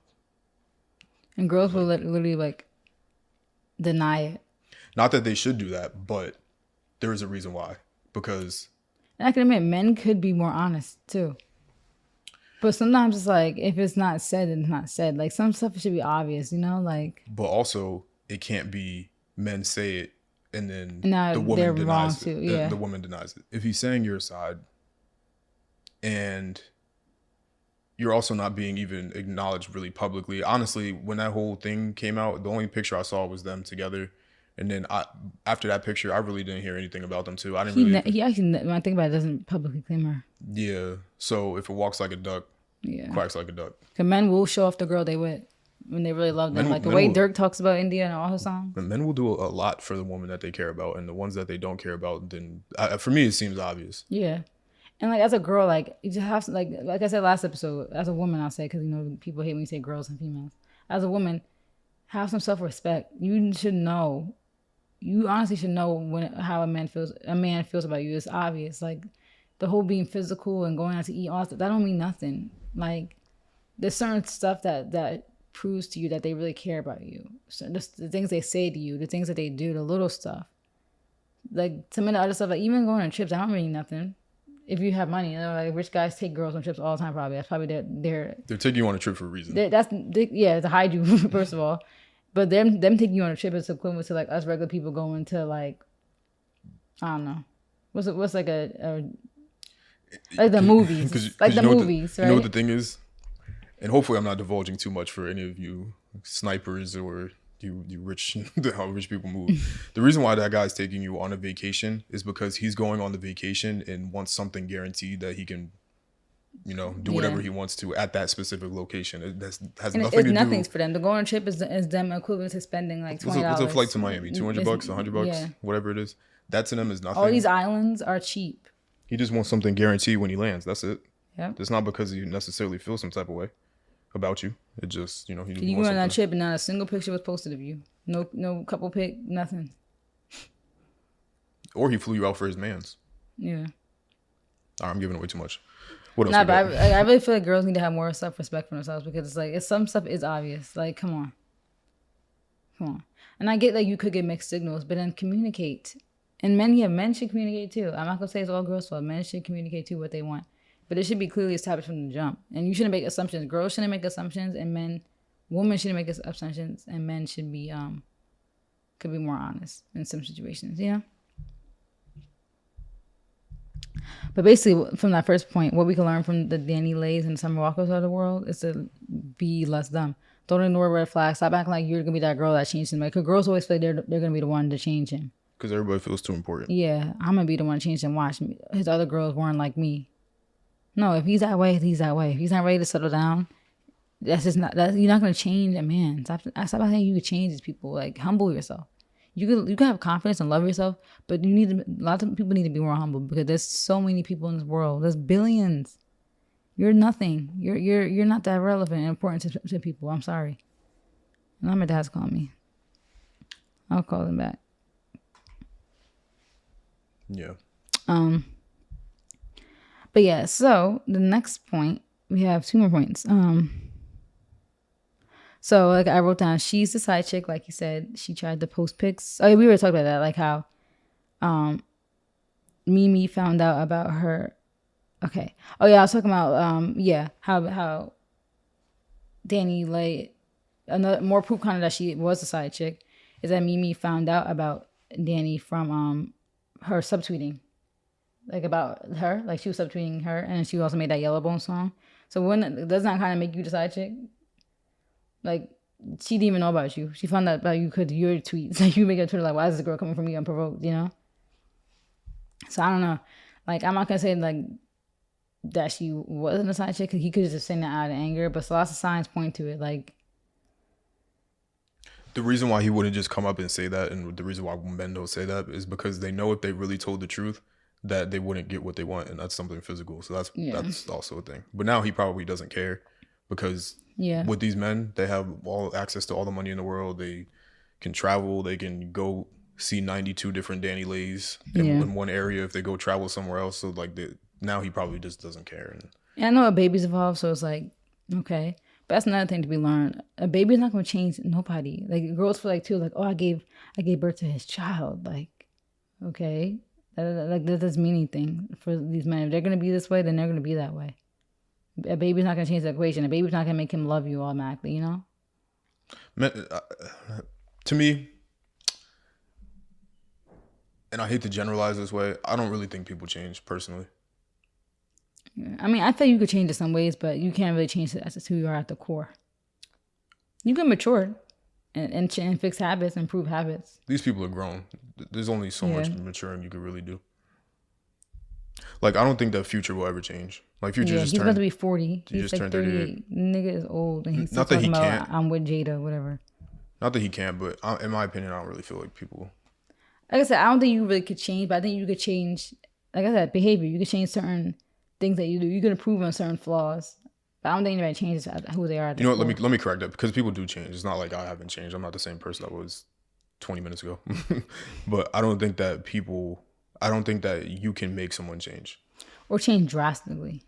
I don't even think you can make someone change at all, because no matter what effort you put in, it's like whole. You could lead a horse to water. Like, you could try as much as you want, but the That's person true. is never gonna change Your unless they want change, to. yeah, your change comes from when you want to and when you feel like doing it. Like you could tell me that you sometimes criticize some stuff I used to do, and then like a year later I'll be like, oh, like I realized this, and you're like, I told you that like 2 years ago. I'm like, well, I had to go through it myself and feel, deal with it myself to see the change. So yeah. But I don't want to just keep dragging her because, the baby's wrong in the situation too. I said the main thing that he did wrong was he brought this to social media. And Did he? yeah, she started did, originally, because but I'm saying with this situation in particular, he no, started but the live. didn't she do it? No, I think the live came after she posted the video of unless I have this wrong, but my understanding was that she posted that the live was in response to her recording him trying to get her out the house or something like that, or she tweeted something like he's trying to kick me out at midnight or something like that. That's my understanding. Maybe. And that the live came after the fact, but I could be completely wrong. I'm not sure then. Because I think that he didn't kick her out and then like went on live. Yeah. I think he called the cops. Then she tweeted something like, he's trying to kick me out and blah, blah, blah, blah. And he called the cops on me. So maybe I'm wrong. But I could completely be wrong because I don't pay attention to this stuff. But at least that was my understanding. And I thought the live came after that part. Yeah. During the day. I don't think he went live at midnight when it happened. Okay, so maybe I'm wrong. I'm not 100% sure. But he still was on social media for like he could still just not been the bigger person and not even made the live and did anything. But it could just be his last resort. He might have been going through crazy stuff with her for a minute now, and this is his like scream for help, his cry for help, But and also obviously like him as a person, he doesn't seem like you shouldn't be having all these kids too. If you're not gonna be setting down these people, like kids are not just toys and props. Like stop. I don't want to be vulgar, but stop doing the things that create kids. Like be more responsible then. If you are gonna feel these ways towards these girls, and these are not the people you want, the girls you want a wife, to be more responsible. So I'm not gonna just like drag her. But yeah, he could be more responsible and more just honest with these girls, and yeah. But I just feel like it does still fall on the girls in some ways because it's like this man is who he is and you just can't change him. Like you should never put yourself in that situation and never allow yourself to get pregnant by somebody who didn't even commit to you or anybody else previously. Yeah, like it does take two to tango, so it can't be as hate men and blame men for everything. It takes two to tango. They're both wrong.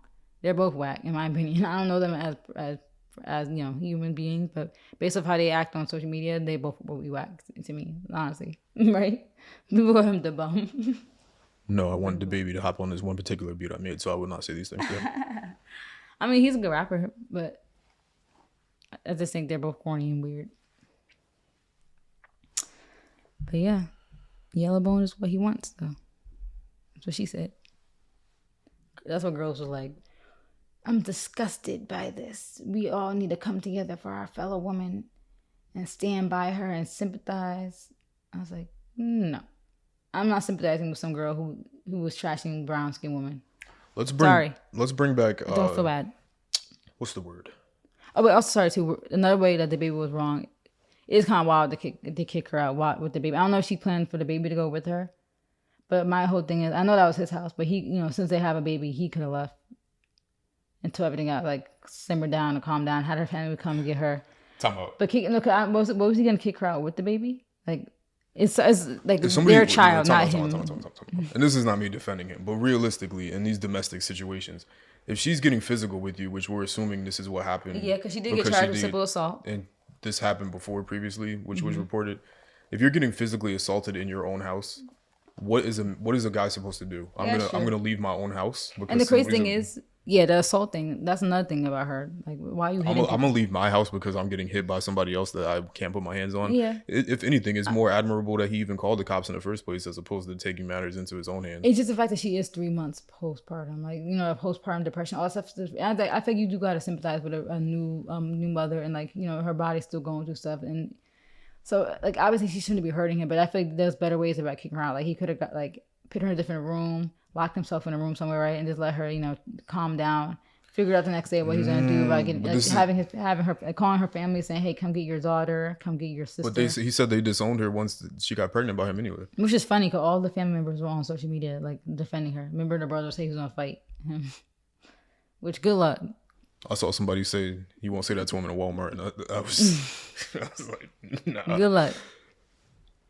But I don't know. Like I'm not gonna I'm only sympathizing for the fact that she just had a baby 3 months and it had a 3-month-old. And I don't know, was he planning on kicking out the baby too, or just her? Just her. I don't know. Cause maybe he would have kept the daughter. And the funny part is, like, it's not funny at all. But I have a response to that. But realistically, and you know what's funny? I mean, postpartum depression is real though, so I'm not gonna like. I love getting on the mic and saying she could have just did some harm to herself though. I love getting on the mic and saying how I'm not gonna say something, but I actually have a real genuine response to even that point. But I'm not going to say it for the risk of getting smoked again on the internet 2 weeks in a row. But yeah. Yeah, those rent house people was killing. They're still going to, actually. I'm not even looking. Let them talk to themselves. But let's not even. Was that it? As far as Danny and the baby, yeah. Well, I mean, we're going to see what's going to happen. I honestly feel like they're going to get back together, whatever their situation is.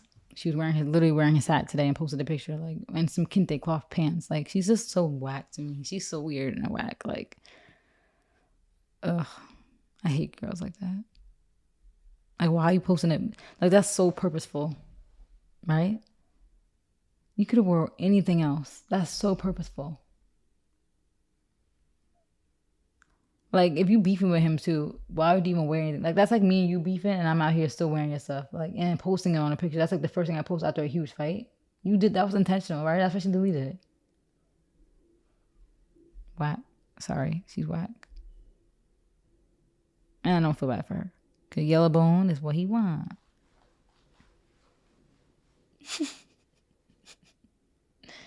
You're not going to disrespect black women. And that's another thing too. I hate how black women always want to cape for people.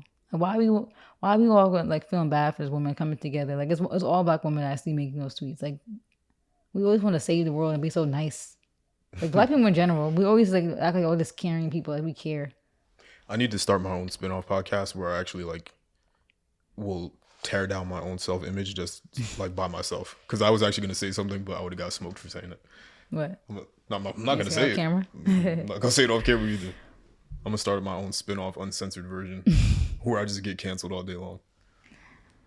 Oh. But yeah, that was it with the baby Danny Lee, whatever. But the last thing we're gonna talk about real quick. I'm all into Twitter stuff, so Alex is like, you could jump in. I can ask for your opinion and stuff, but like I'm just gonna get it off real quick. But there was this thing that was going on called the hashtag surviving Sophia that was all over Twitter this last few days. Like this was like a crazy big thing on social media because basically there was this girl, her name is Sophia Nur, and she scammed a whole bunch of the influencers or just rappers, like real estate people, just anybody with money and like relevancy basically. And what happened was there was this one influencer who was just exposing it on her Twitter. And then Denzel Dion, you guys might know him, he made a tweet that said this girl really scammed all of LA. So I'm assuming that a few of them got together and like all realized this girl was a scammer and were talking about it amongst themselves. And he made that tweet saying this girl scammed all of LA. He didn't say her name. He didn't say what she looked like, nothing like that. He just made a generic tweet, right? And it's like almost like if you know, you know type of tweet, Nothing wrong with that. But then some girl who was involved with it quote tweeted it saying surviving Sophia, hashtag surviving Sophia. So she made the hashtag up, right? So now her name's out there. So, she could be to blame for putting her name out there, whatever. I don't know how her last name came about, but I'm pretty sure it was also in a Twitter thread, like her last name came out. And then somehow her picture came out. So that's when her picture came out, they found out she was a black girl. And specifically, you could just tell how she looks that she's East African. And specifically, even more, you could tell that she's Somali. So all the Somalis came together to defend their girl. And then this became a Somali versus an influencer versus white people versus Black American fight, basically. So yeah, this girl said that she was pregnant by Jack Harlow. There was a lot of like sexual assault claims. I know people like to say trigger warning, so trigger warning, I guess. Sexual assault claims. There's a lot of like stuff that was like going on with this. And she, those claims that she sexually assaulted this man, took pictures of him naked and stuff, and then there's claims that she got sexually assaulted and she was like trigger warning, gang raped. And apparently they said she was like sexually assaulted by Jack Harlow, and that's how she got pregnant by him. But then they said that she wasn't sexually assaulted by him, and it was other people. She had bruises on her and like bruised ribs. It was like all this stuff, and I was like, we don't even know the story. We need to hear the full of it. But a lot of people don't believe her because they say she's like a compulsive liar. Like she lies about a lot of stuff. She scammed people. They say she scammed all these influencers in total 11 million, but that number was just thrown out there. I don't know where they got that number from. But basically, yeah, this girl was like at the Met Gala. I don't think she was at the Met Gala, but she was at like the VMAs. She was at like Rolling Loud backstage. She was on Jack Harlow, like on stage with Jack Harlow. She was like all these like award shows and like New York Fashion Week. Somehow she just infiltrated these spaces. And I could give her that, but then now you break into people's houses, scamming people, taking pictures of people naked, like that's weird. So basically, I say all that to say there was on Twitter Spaces had like historical highs because everybody was talking about this. Like you saw listening to it still yesterday, and it was a crazy war between the Somalis and the influencers, and they said they want to defend her as a Somali woman. They're going to come together. And I respect that. That's so cool. I wish us as African Americans had that same like love for each other, that we would do that. But at the same time, if you truly love your girl, you got to hold her accountable for the things that she did. And they said that that they're not excusing what she did, like her crimes and all that stuff.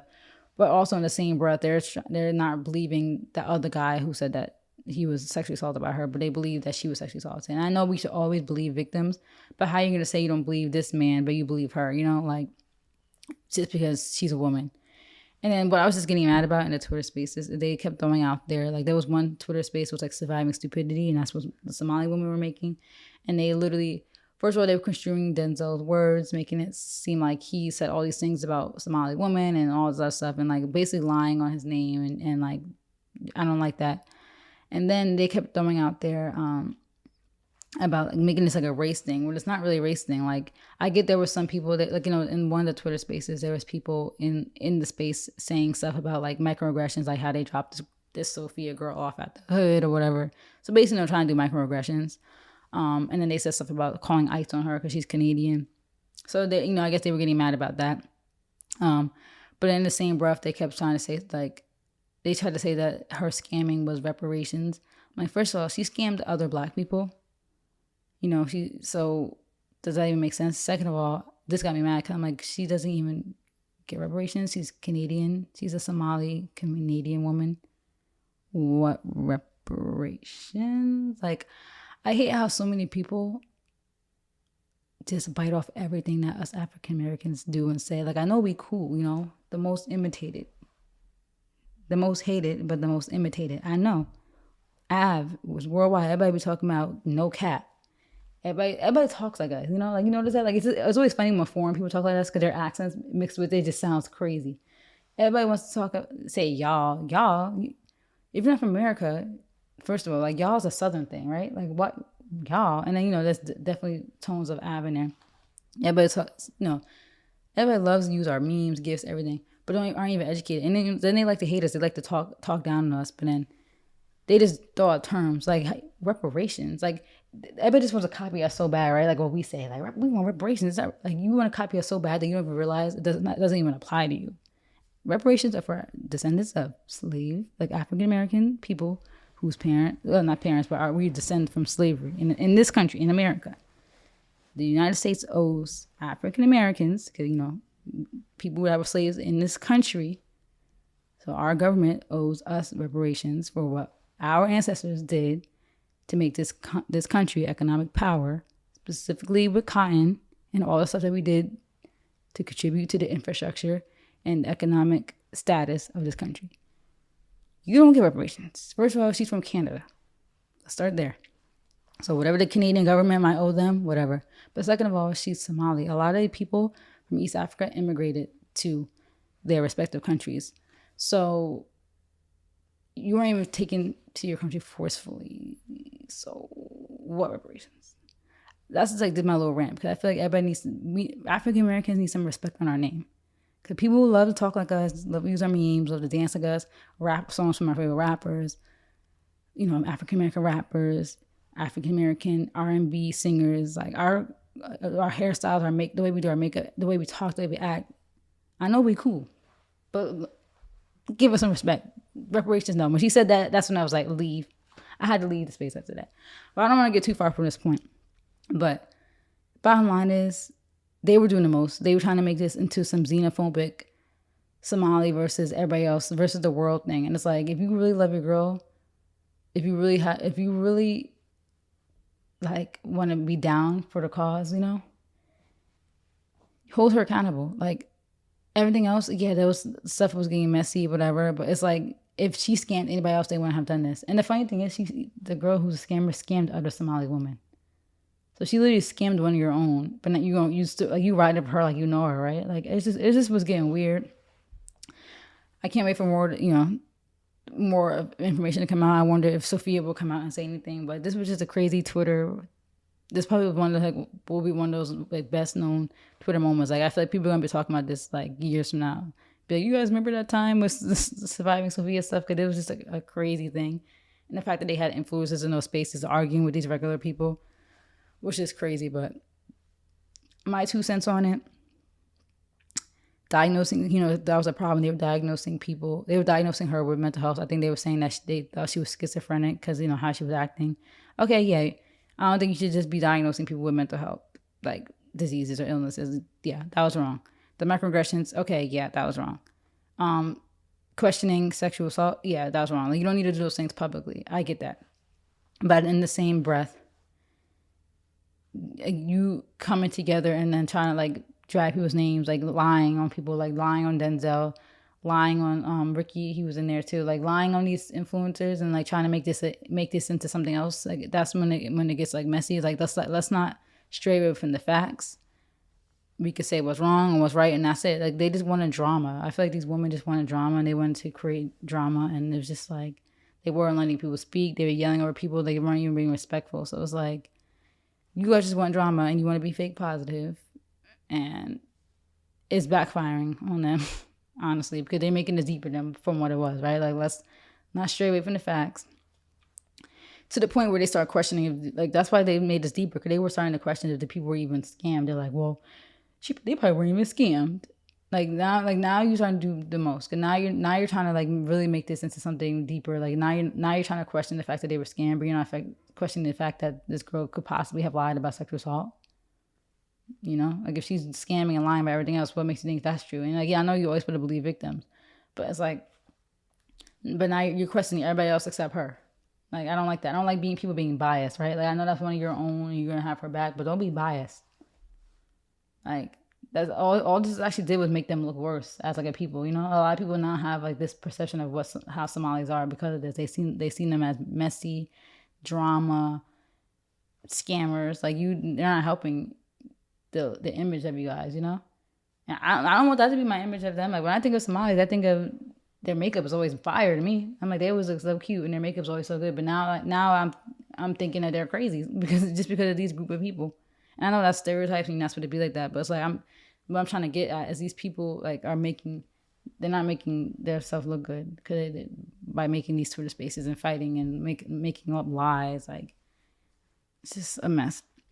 So I know you don't really have your 2 cents for that, because you probably knew nothing about this going on. So I just wanted to add that at the end of this podcast for anybody who might have been a part of any of these spaces, because there was so many of them. Me and my sister literally joined one. Like, she texted me and it was like right when the fights was happening. So this was like peak entertainment, I feel like, of Twitter this year. It was like a lot going on.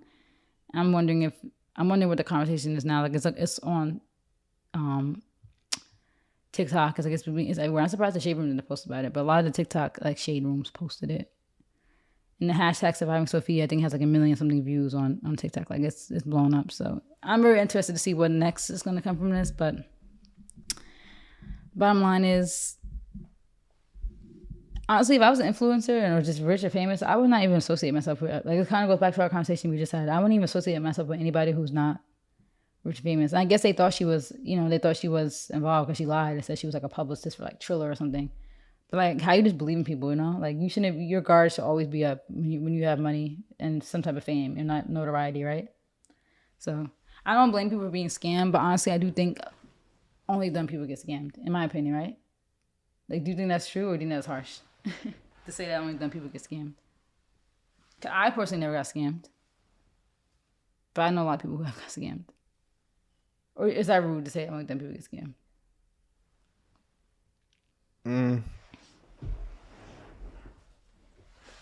I would never have an opportunity to be scammed. So, I don't know.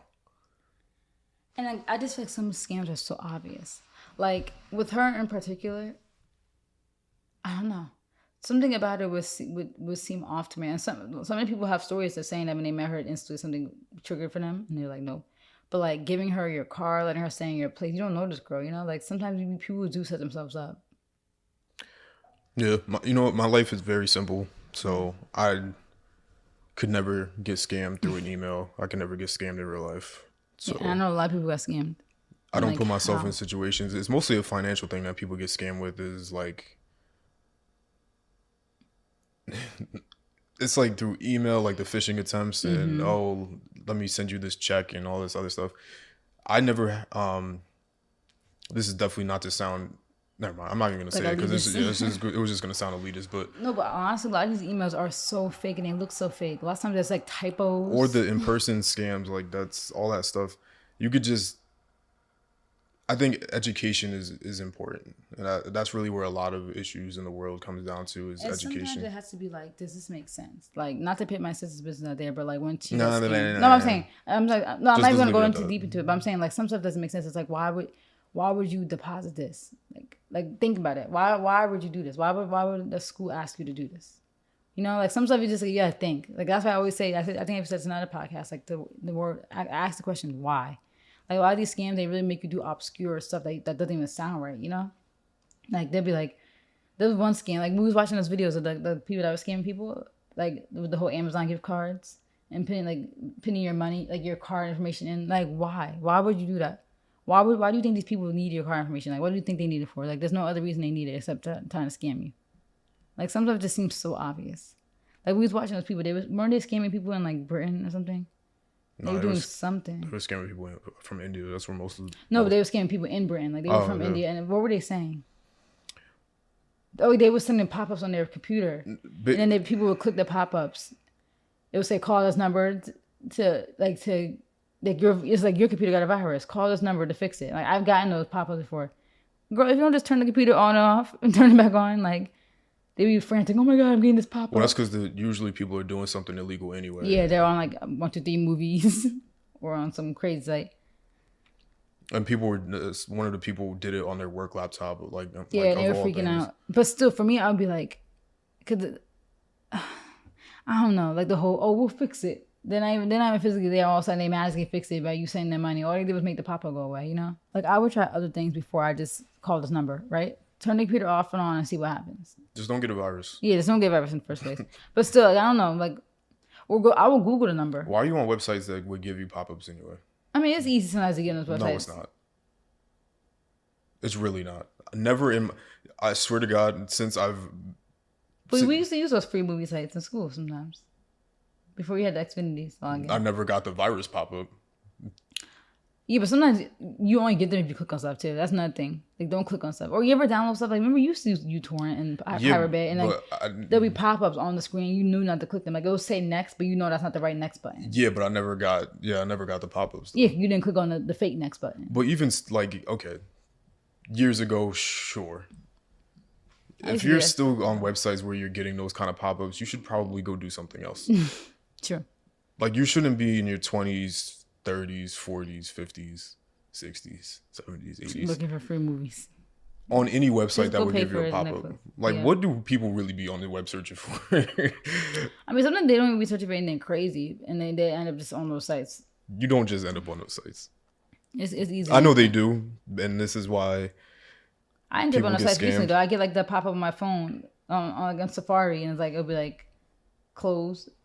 No, I forgot what I was looking at. It was a long time ago. It was like 2-3 years ago. Can you stop being annoying? Like you're so annoying. You're so annoying. You're so annoying. I literally don't know what I was looking at. It was something like stupid I was looking at, and I ended up on that page. Can you stop? I have a headache. I had my second shot yesterday, and I was dying. No, I felt like people know I was dying. I had a fever, like I was burning. Fever and chills. Now I have a headache in my body. But my cough went away. You notice that? That cough I had, it went away. I was coughing every day for the last week. So maybe the vaccine does work. Science. But I was fighting for my life. Actually, the vaccine doesn't work and people still getting COVID. Anyway. That's all I got. Yeah, that was it. Honestly, I think, nothing else. That was all the topics. Cool. Stop doing that every time I end. You're on my nerves. Go get me some food. This has been a couple of. See you guys later. Happy Thanksgiving, peoples. This has been the A Couple of Things podcast where we talked about a couple of things. Happy Thanksgiving. See you guys next week. Same time, same place. Yeah. Make sure you like, dislike. Yeah, fight in the comments. Fight in the comments. Hit that subscribe button. What else can you do? Block the page. Stop searching for trouble. Add to a playlist. Do anything, any of the functionality that you can on YouTube. Do all of that. Thank you guys for watching. And as always, we will see you guys later. It's actually early for once. Because we usually record late.